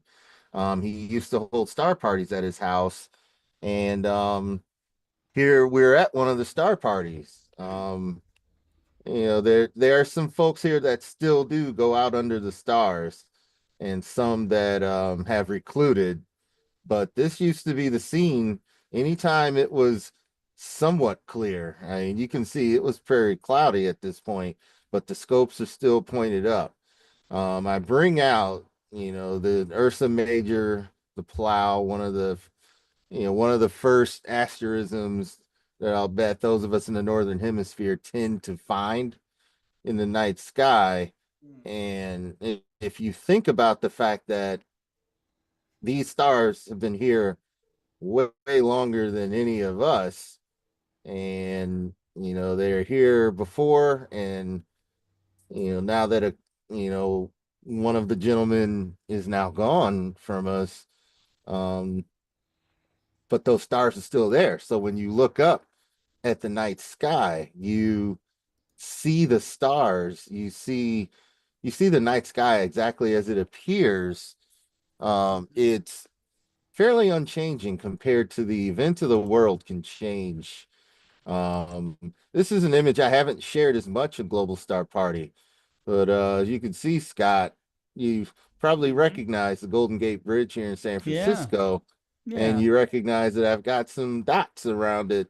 I was able to manage to catch a little bit of starlight. I do believe this part over here is Ophiuchus. This was November of 2019, and I wanted to use this image because this is a world that we once knew. 2019, the way things were, people's thoughts towards going into work, Yeah. people's thoughts toward the world general. Now, what was interesting is I was with my wife, and she was at a conference, and a lot of people got sick at this conference. Remember, this is November 2019. Yeah. We all know what happened in March of 2020. The world goes upside down as we deal with an illness that appeared to have, no cure in sight. A new, a novel coronavirus comes along. This was all before that happened, and so a major change in now this building is still here, this bridge, but the sentiments, the feelings, um, even the thoughts about mask wearing all would change within a few months. And yet this night sky, whether you can see a lot of stars or not, remains unchanging. And that's pretty much the theme of the entire set of pictures, whether they be older pictures, evidence that there's life on the planet Earth because of this picture. This we've seen Rho Ophiuchi taken, with a lot of astrophotographers, very colorful. At the core of Rho Ophiuchi are a couple of objects, a couple of globular clusters, a couple bright stars, and then there's so much nebulosity. I take this picture with far less, uh, um, far less time than your favorite astrophotographer can produce a very beautiful image. But the interesting thing about this, looking up at the sky, it's unchanging enough that if I have time, I can try and get some of that nebulosity for myself. The sky is, in our lifetimes, it's pretty much unchanging. No matter what goes on, we still have an opportunity. If another comet comes along, we're going to have another opportunity to chase it. Even the moon, with this image here, Scott, was one of the first times I ended up with what I thought was a pretty clear image. That's a pretty nice image of the I moon. was very happy with this image, and I still don't remember exactly, how it just sort of, I call it a lucky image because I remember I was using a crop sensor camera with with one of my long lenses, and it worked, and I got a pretty good, the things are going to fail as we get closer here. There's only so far you can go, but sometimes just looking up at the moon when there's nothing else can give you peace, because you're still looking at something that in our lifetimes has been pretty much unchanging. Yeah. And you're seeing all these scenes, the sun, we're happy that it's unchanging. And sometimes it's worth noting, there's a bank of fog, the sun rose over that. This was a fairly dangerous image to take because the sun was beginning to blare. The horizon is where the lake is here, all this fog, and it was beginning to blaze as soon as it came out of that fog bank. And I still took an unfiltered, furnace, Yeah. all furnace coming from the, what looks like rising steam and this Yep. reflection. So how powerful, our sun is. It's amazing. It's as part of as a powerful image. Yeah. Yes. How could this bring you peace? Well, this orb that looks like it's part of Dante's watery inferno is still, it is a life-giving orb. And here's a wider angle. There's the cloud bank, there's the sun, and at this wider angle, you're looking at a sunrise. And it's the night sky, the daytime sky can give you peace. What about a cloudy sky? It gives me peace is to see these pockets in the clouds where all the stars begin to appear. Yeah. As soon as I see that, and no matter what's around me, those stars let me know they're still there and they're still shining.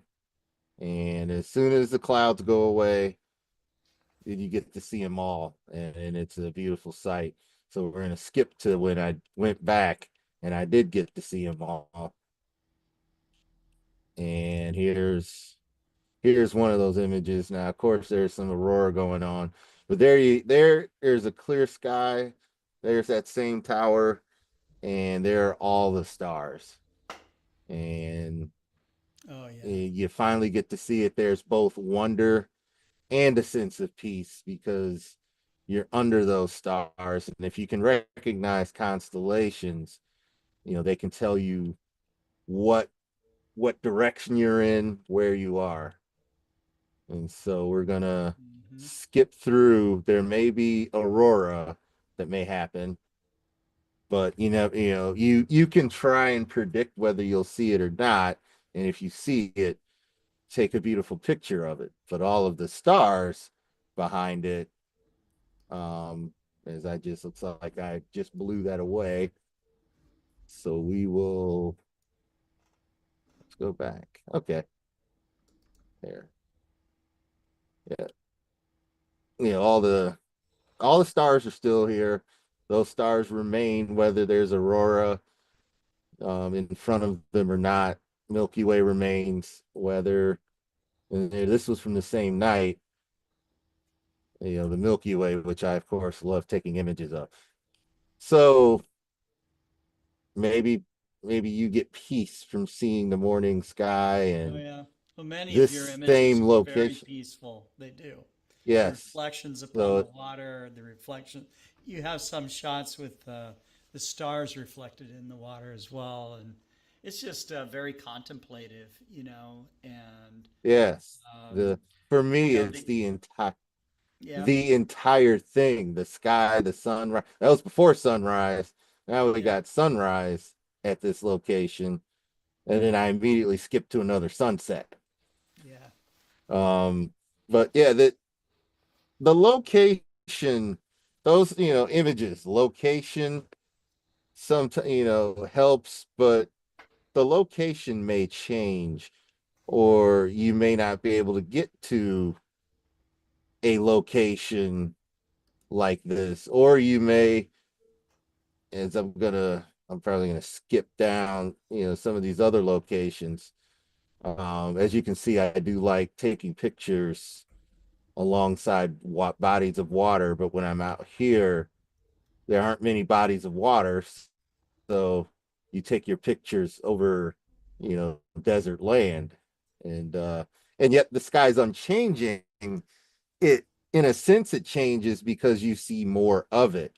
You're in a dark sky and you take an image, suddenly with your with a little time and a camera that can let in more of these infrared and lower reds on the spectrum that our eyes can't pick up. You see more things because the sky is dark. It's the same sky, it's just a different location that allows it to be seen. So they're bringing me peace. There's solace in the fact that no matter where I go, back home to Michigan or out here, I'm looking at the same sky. I'm looking at the same moon, even if it's on a different part, a different phase, where Lunar X and I do believe that's Lunar V right here become visible. And I could go through seeing the moon get eaten up by our shadow. You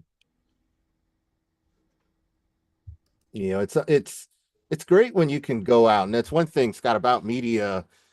You know, it'll mention when something great is going on, or you know, there's something that, you know, aurora is going to happen, or you know, there's this great alignment of the planets, and people suddenly want to go outside and look, or they suddenly want to, you know, come ask a spaceman, what does it mean? To those of us who love the night sky, just looking at a nice picture of the moon like this could often be enough, and wondering, you know, these craters were formed. I know this is Copernicus, Robert Reeves, I don't know if he's still on. He could tell us, you know, he studies the moon enough to be able to describe some of the things that are easily visible here. You know, and you get lost in that. It doesn't have to be a sensational, it doesn't have to be sensational to be worth looking at. For me, you know, and I put this here, nautical twilight is beginning to fade in the civil dawn, and there's a point at which the Milky Way is still visible. And you can see here, I even got one last meteor, stars in the sky, and you know, the glow is over here. Now, is it this bright when you're standing there? It isn't quite this bright when you're looking, because nautical twilight's not quite this bright, but you're exposing for the Milky Way because you can still just barely get it. You know, this is a unique situation. This is a unique look to the sky that happens almost every clear sky. Every you know, every time dawn is coming, or the opposite, when sun's setting and when the sky is dark enough, the Milky Way begins to appear. That alone is enough. I don't, you know, special times like, you know, lunar eclipses are great to look at. But times like this, when Milky Way is rising, and or the moon is out and there's clouds, you know, to me, that it's worth capturing. Maybe it feels mundane, or the media didn't tell you that it was going on. Sometimes the media gets its information at a certain time and pushes it out, tends to push urgency more for me, because lots of things repeat. You're seeing repeated images of some of the same angles of the Milky Way here. Things on Earth may not repeat. And, you know, this is a, you know, on a personal note here, because this image, which isn't, you know, it's not coming in very sharp, it's still loading. I'll see if I can trick it into coming into view for us. At the time, my priest was alive, and this was his northern cabin retreat, and he'd often let me come and take images here. a cool picture. The trees, Times clouds, change, and you know, throughout all these sunrises, sunsets, we're gonna skip right down to the sad parts of life, where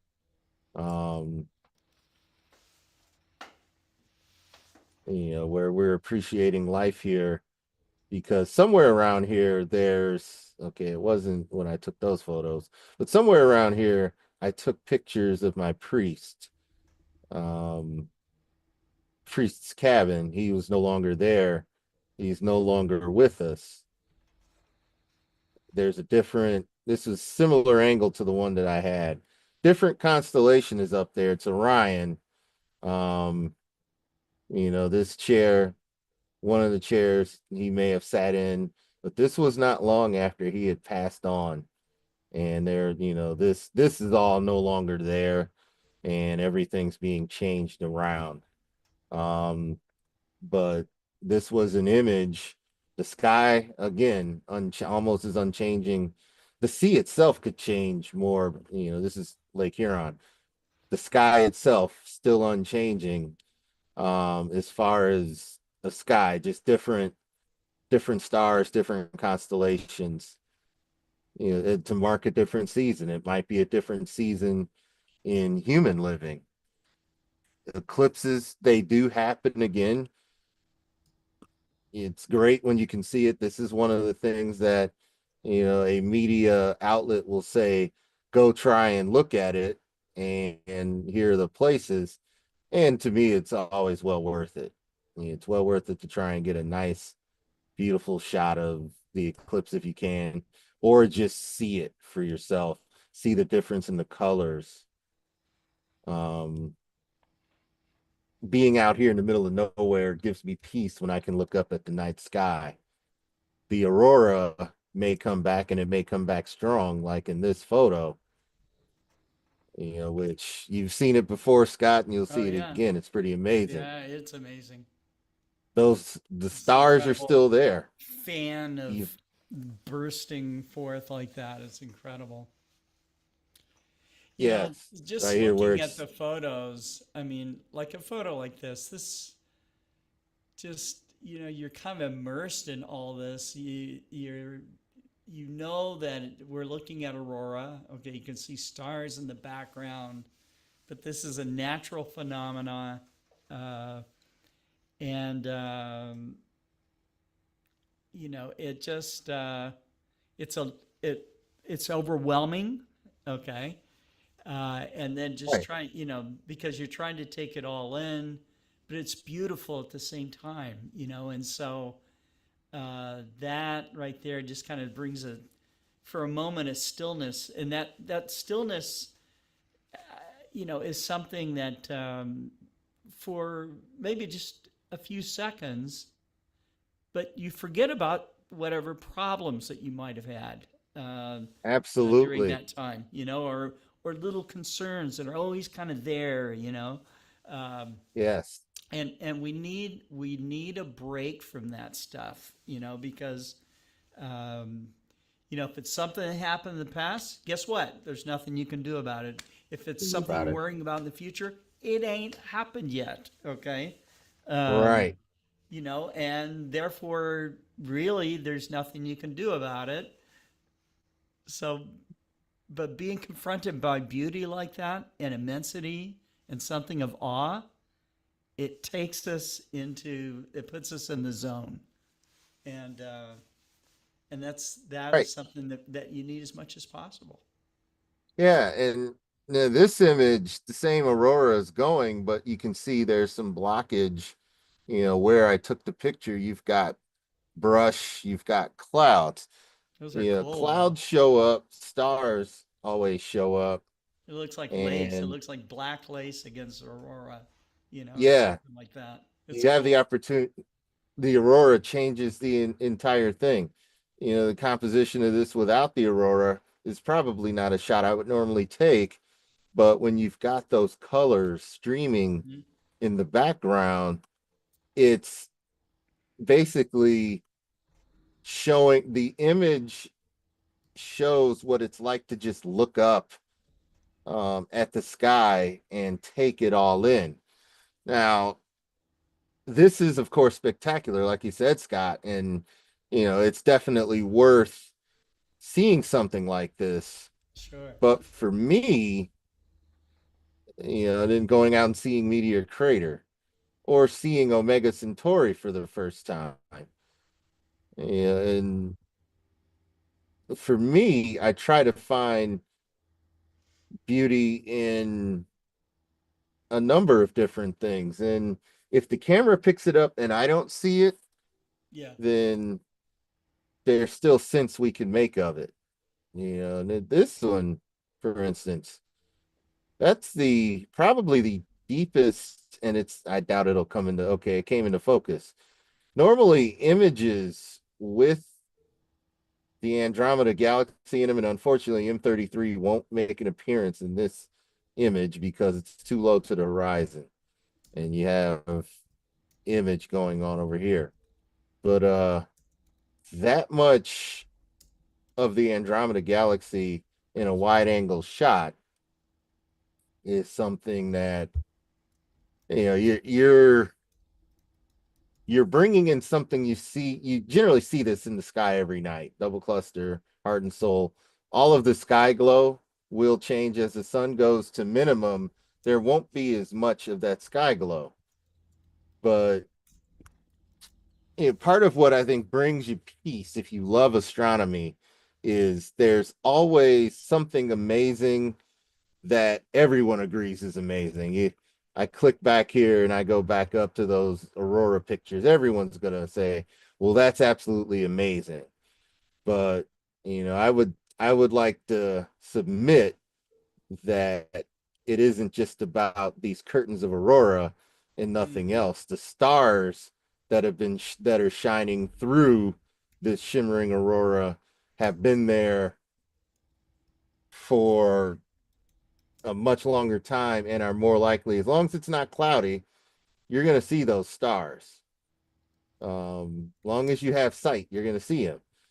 When the aurora comes, it's an absolute bonus to be able to see that. But more aurora typically is going to come. This was I believe the May 10th outburst. There were a couple more outbursts, including one in October, you know, which, you know, had people concerned that maybe they weren't real. Another thing that with this Milky Way photo, some detail that I tried to get, you've got air glow or sky glow that looks like it's in ripples. That is actually a thing that's called gravity waves, where the sky glow actually forms instead of this blob where the green is. They actually form in these lines or these waves. And that was something new that I learned when I captured this image over Lake Huron and captured a couple different versions of it. But just being out there, when I was out there taking the image, I was at peace. Yeah. Just being out there, and then when the other astrophotographer came over, we ended up having a good time, just, you know, trying to create some images while we were out there. Yeah. And very cool. Yeah, it clicks a couple times here. If I use this mouse, it'll work.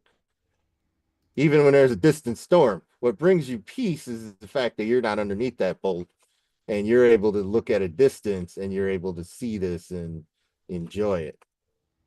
And without having to deal with the after effects of a lot of lightning and rain on you. So even just being out there at night, taking, you know, close-up looks at you know, at a part of the sky. Stargazing is can be it's a real pleasurable thing to do. And if you image it once, you image it twice, see if you can get even more detail. Sometimes you miss, sometimes you don't.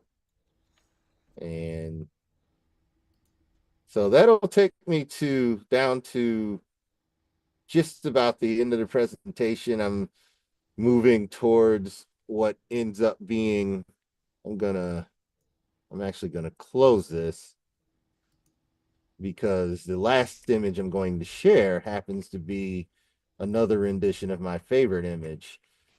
Now, out here with these Allosaurus tracks, you've got something 150 million years ago that made these tracks, but you're looking in the distance at something that's roughly 13 billion years old when it was formed. No sign of human presence anywhere here. And, you know, true isolation. And the only thing that can be a little intimidating, a little daunting. You can feel you're kind of lonely, you're vulnerable. You know, what if some animal comes walking up to you, and all of these thoughts can race through your head.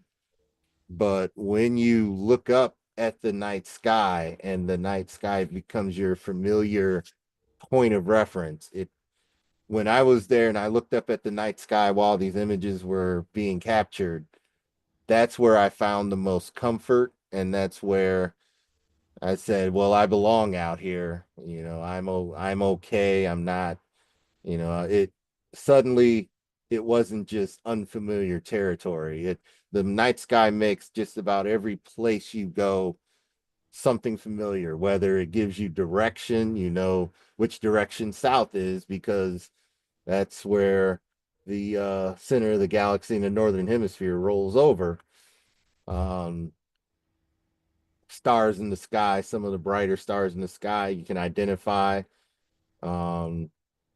Maybe even some star clusters that are bright enough.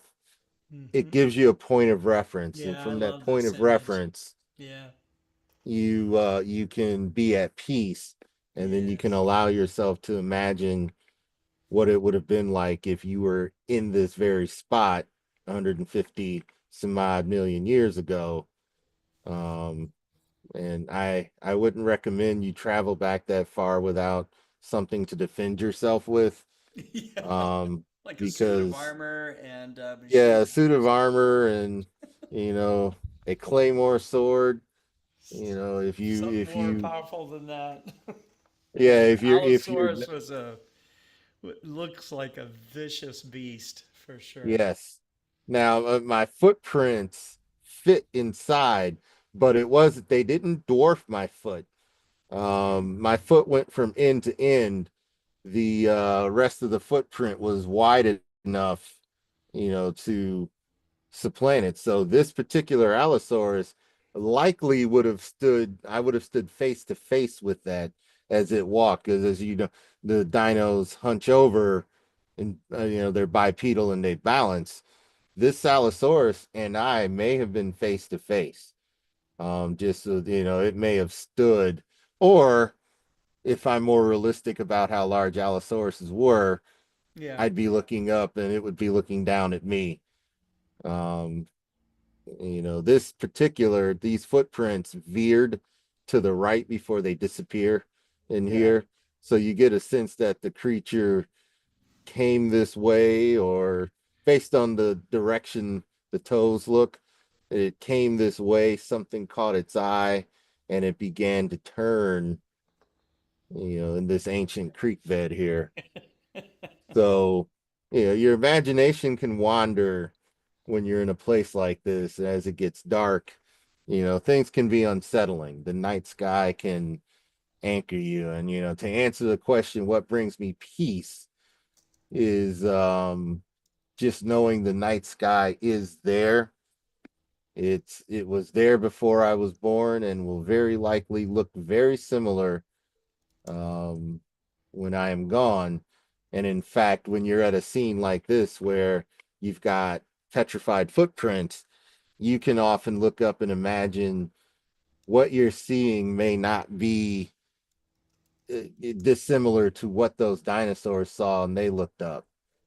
It's been said that they're not still here because they didn't have a space program to where they could deflect any incoming asteroids coming their way. But well, the question is whether or not our space program would be able to do the same if faced with the same incoming. We'd like to think yes, but I know things are being tested, but the funding has to continue in order for us to be able to keep going. So with that, Scott, I think we are going to be all done with Global Star Party. I never remember the numbers when I get on. I think this is 163, right? This is 163. That's right. So Global Star Party 163. Of course, the picture, that same picture of the tracks, I'm covering them because at the moment I'm larger than the Allosaurus in your screen, but Yeah. you know, at night this place was pitch black. It was like being in a forest up in the thumb of Michigan, where you can hardly see in front of your face. Well, this is wide open space. You could hardly see in front of your face there. And but you look up and you see the stars in the sky and you're comforted. They really do comfort me when I see them. Whether there's something incredible going on or it's just another clear night where I get to see the Milky Way show up. I try and take all of it in, you know, and take none of it for granted. Seeing the night sky can, you know, it can really do, it can do some wonderful things for you. It's stress relief, one of those. Well, it's been absolutely, I mean, it's been studied, you know, your blood Mhm. pressure comes down, your, you know, your dopamine is released. It's a healing thing, you know, so, Yeah, well, the best thing next to don't sleep. think that, yeah, it's a nothing because, you know, whether you're someone that gets your peace and solace from walking through a forest or sailing or playing a sport or, you know, for us that are astronomers, being under a starry sky, you know, all this stuff really does help you find that moment of peace, that flow that you can experience. The stuff that you saw some in some of the presentations that some of us struggled a little bit in trying to explain what this feeling is like because, well, it's kind of unexplainable. You know, it really goes beyond Yeah, words. And so, yeah, the word I like to use is grounded because no there you matter go. where I've been and where Yeah. I've taken my images, to me it's the same night sky, and you know, whether it's something going on that as I've mentioned for the media can be our best asset because a lot more people will go outside when something spectacular is being said. Yeah, this is going to happen. You want to go see it. Well, it brings people outside. Now, Yeah, if they which is a can't see it nice because start. Yeah, yeah, right. it's a start. And I think we ought to recognize that because Yeah. we can take over from there. You know, so what if it's cloudy? You know, we probably shouldn't be the ones to tell people, well, the caveat is they didn't tell you this or they didn't think about that or they didn't, you know, that feeds into the same sort of reasoning. You know, you've got your flat earth society that starts with that word they. Well, they aren't telling you and they're saying this and they're doing that. If we adopt that, no one can distinguish between, you know, those of us who love the night sky and, you know, love what's real out there in the night sky to, you know, a society that thrives on conspiracy and, you know, making you Yeah, feel, if you have time for all that for conspiracy yeah, and theories, it, you know, wanting to be right somehow or became have more enough time important. for wanting to be right. Who Right. cares? And see, we take over. What we do instead is we take over and we say there's still some amazing things to see out here. Oh yeah. And you point at something, you give a little bit of a fact about it, or you showing them through a telescope Yeah. has been one of the best ways to do it. We have you know, we have a new member and her and her husband. She was at the Okie-Tex Star Party and was in tears looking at some of the things that we take for granted. I forget what they put. They may have put like the Crab Nebula or they put something in the telescope Yeah. and she went absolutely crazy. I've seen men do the same thing. So it's not, you know, it's a human thing. Whatever your base emotion of wonder and amazement, something you may have not done since you were a child. If you're an adult, is you resort to that when you see something like this. And even if it's for that 5 or 10 second span where something you're seeing in the telescope or something that's been pointed out to you in space drops your facade and you suddenly like, wow, this is amazing. Very good And way to put that, Adrian. yeah, Yeah. it doesn't have to be Michigan's win over its rival school, who, oh, by the way, the rival school, Ohio State's in the playoffs this year. Michigan isn't.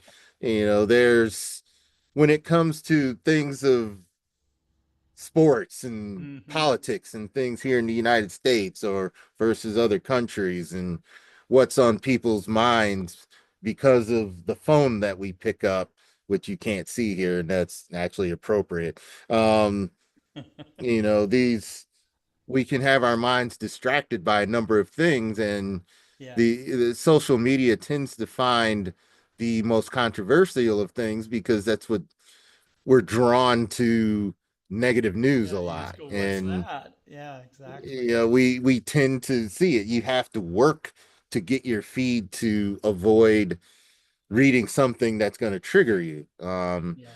There's been talk about, you know, instead of triggering good feelings, astronomy is one of those things that can do it.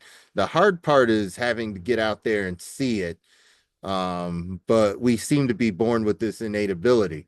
Reason I know, we had a nice sunset or a sunrise recently, and I was subject to pictures people took on their smartphones because it looked to be the colors, clouds, whether the sun was in it or not, looked so beautiful. The instant reaction was to pick up that smartphone and capture it as a picture. Of it. Yeah. And, you know, people are doing that and maybe don't realize that no matter what's going on in the world, the beauty of space and time and the beauty of you know, our world still will draw you in. So it goes beyond this mundane stuff, you know. So yeah, and it's why, and I'm sure it's why you do this week in and every other week out, and it's I really believe it's kept our beloved David alive through all the heartache he's gone through. This you know, guy. I was with him when when Wendy passed on, and his wife wanted him out observing. Okay, she insisted that he went out observing because she understood. She really, I'm sure she didn't want him to have to suffer watching, you know, that moment. And David really did get through it by doing, you know, being the stargazer, and yeah, and then later, I mean, of course, when he said tonight that he lost 50 pounds, he did, and everyone was fearful that he wasn't going to climb out of this, you know, and but every night that it was clear, David was out observing the sky and searching. You know, he loves the search for comets. It's not like, oh goody, you know, maybe I'll get one tonight or something like that. It's that process of searching that he loves. And so yeah, I mean, that's his situation with Wendy was probably the toughest moment in his life. But I remember years ago when he had cancer, and he was diagnosed with cancer, and I believe that his observing the sky, you know, helped him heal. And as he was going through chemo and all the rest of that stuff, again, it was just something that made him get better, you know. And then he had a stroke. He had a stroke years after that, you know, and this goes back years ago. And he kept observing. He kept observing, and I kept encouraging him to do things in astronomy. And I was finally able to get him out to Mount Wilson Observatory. And there, under the dome of the 100-inch, David gave a talk, and you would not have known that he had had a major stroke before. So Yeah. well, you see him on the shows now, and you would not know all these things, but Right. he has faced hardships and stuff, and we all do. And so David likes the method of stargazing because there's no addiction. Well, there is an addiction, but there's no It's one that after it's effect. helpful. Yeah, there's no bad after effect. I There's no think bad after effect. Exactly. yeah, I think it gets a different word. It's not obsession either.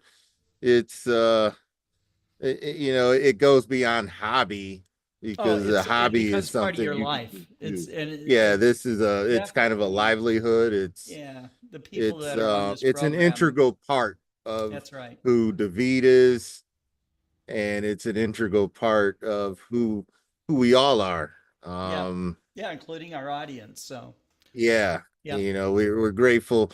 We're for that. The fact that this has grown to where, it started from that picture we showed in San Francisco. I don't recall if you maybe you did have global star parties in 2019. I don't recall. it has been Did you? If about 4 years. that would be It was in 2020. August, and I'll have to go back and look, but it's been Yeah, 163 global star parties ago. Yeah, 163 global star parties, but Right. I don't think you were doing them when I took that picture of the Golden Gate Bridge. We weren't thinking Maybe about things. and there was a group of people. You came on later. You did.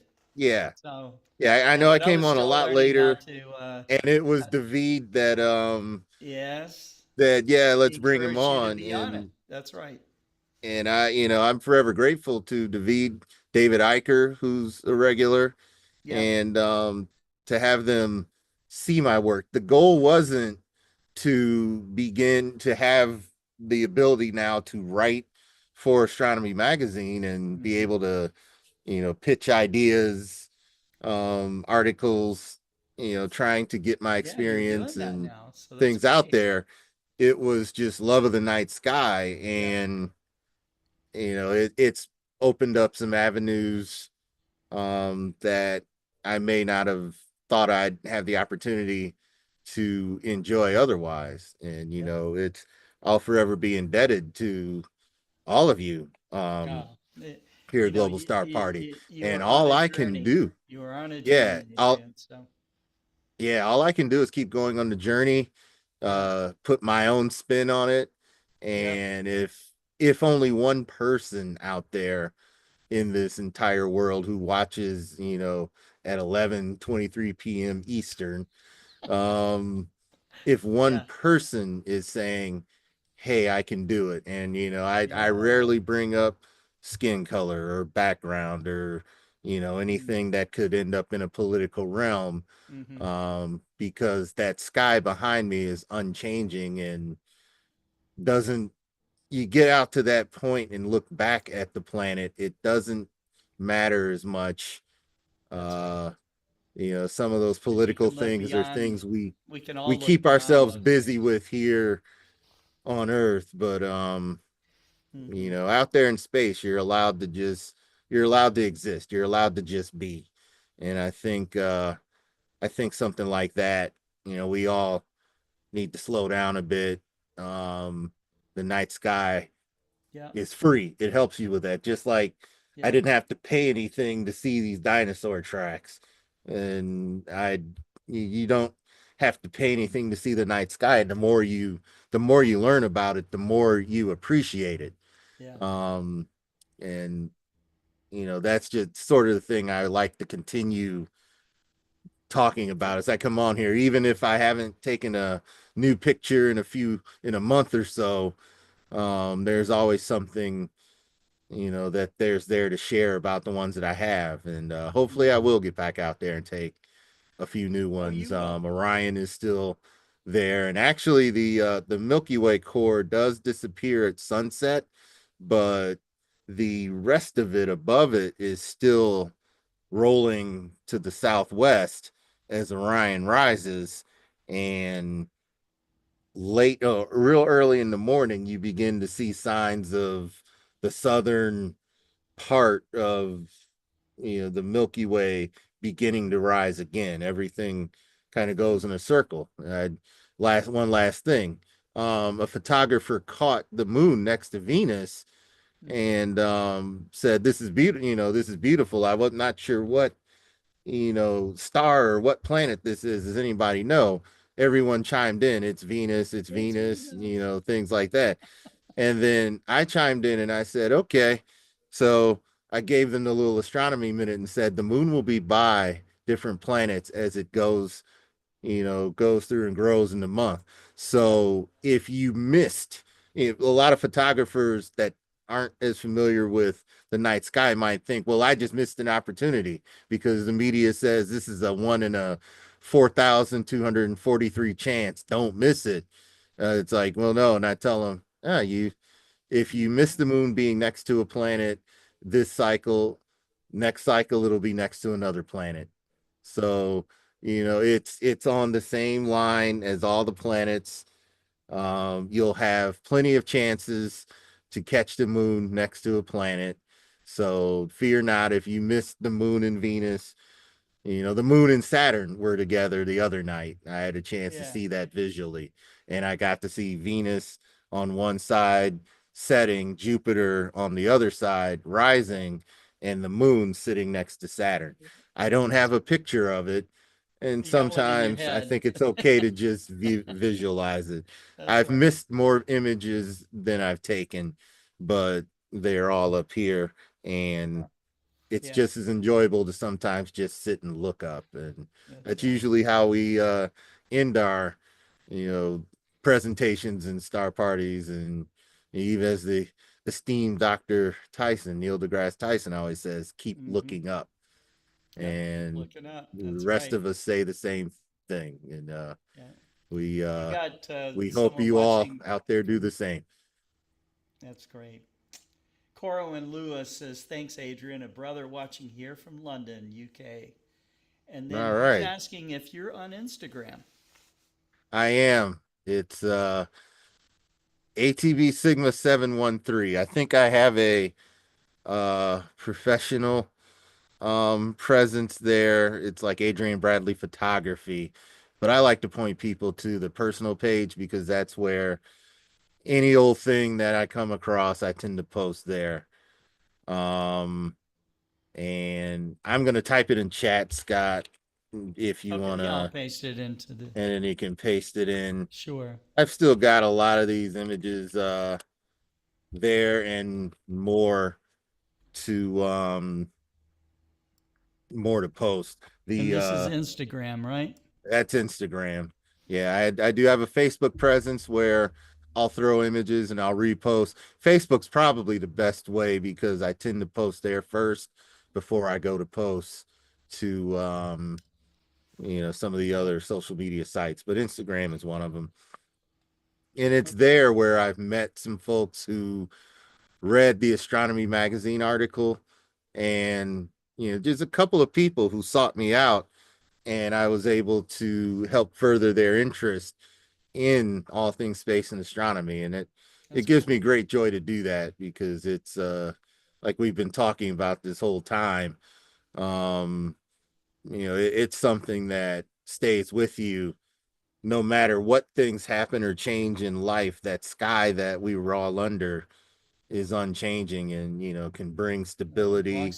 Belongs to everything and all of us, so. Yep. It's unchanging.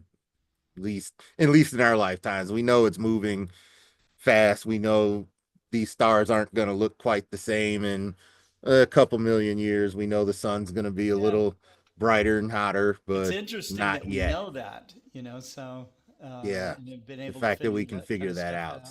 That's right. And give credit to the scientists who study it. They devoted their whole lives to it. Yeah. Yes. That's right. That's right. All right, Scott. Well, thanks, Adrian. I'm gonna have to Thank go you. to bed too. I got an early morning as well. But thanks to everyone, the gentleman from London. Thank you. Glad you're on. And Now, what It's time is it in 4:29 London? a.m. in London. So Okay, well, we've been on long enough. yeah, that's Everyone, right. get some rest and don't forget when the sky clears, because it will, even in London, even in the UK, where the Yeah. skies are cloudier than they are here in Michigan. Mm. They will clear up, and when they do, take the moment to look up and see, Sure. see the night sky. Even if you've seen it 100 times before, there are people who will grow up not knowing what's up there, and you may be the person to educate them, and they will be grateful. And so will you. You get a deeper appreciation of the night sky and the power it has just by being, just by existing. Mhm. So that's enough for me, Okay. Scott. I am Okay. turning it over. Have a great night, and I'll be looking forward to the next, I guess, GSP 164. 164. This is the last one of the year. So we'll be back in January. So All right, January thank you. And yeah, 2025. yeah. Take We'll care. keep it rolling. Thank Good night. you. Have a good night. Okay.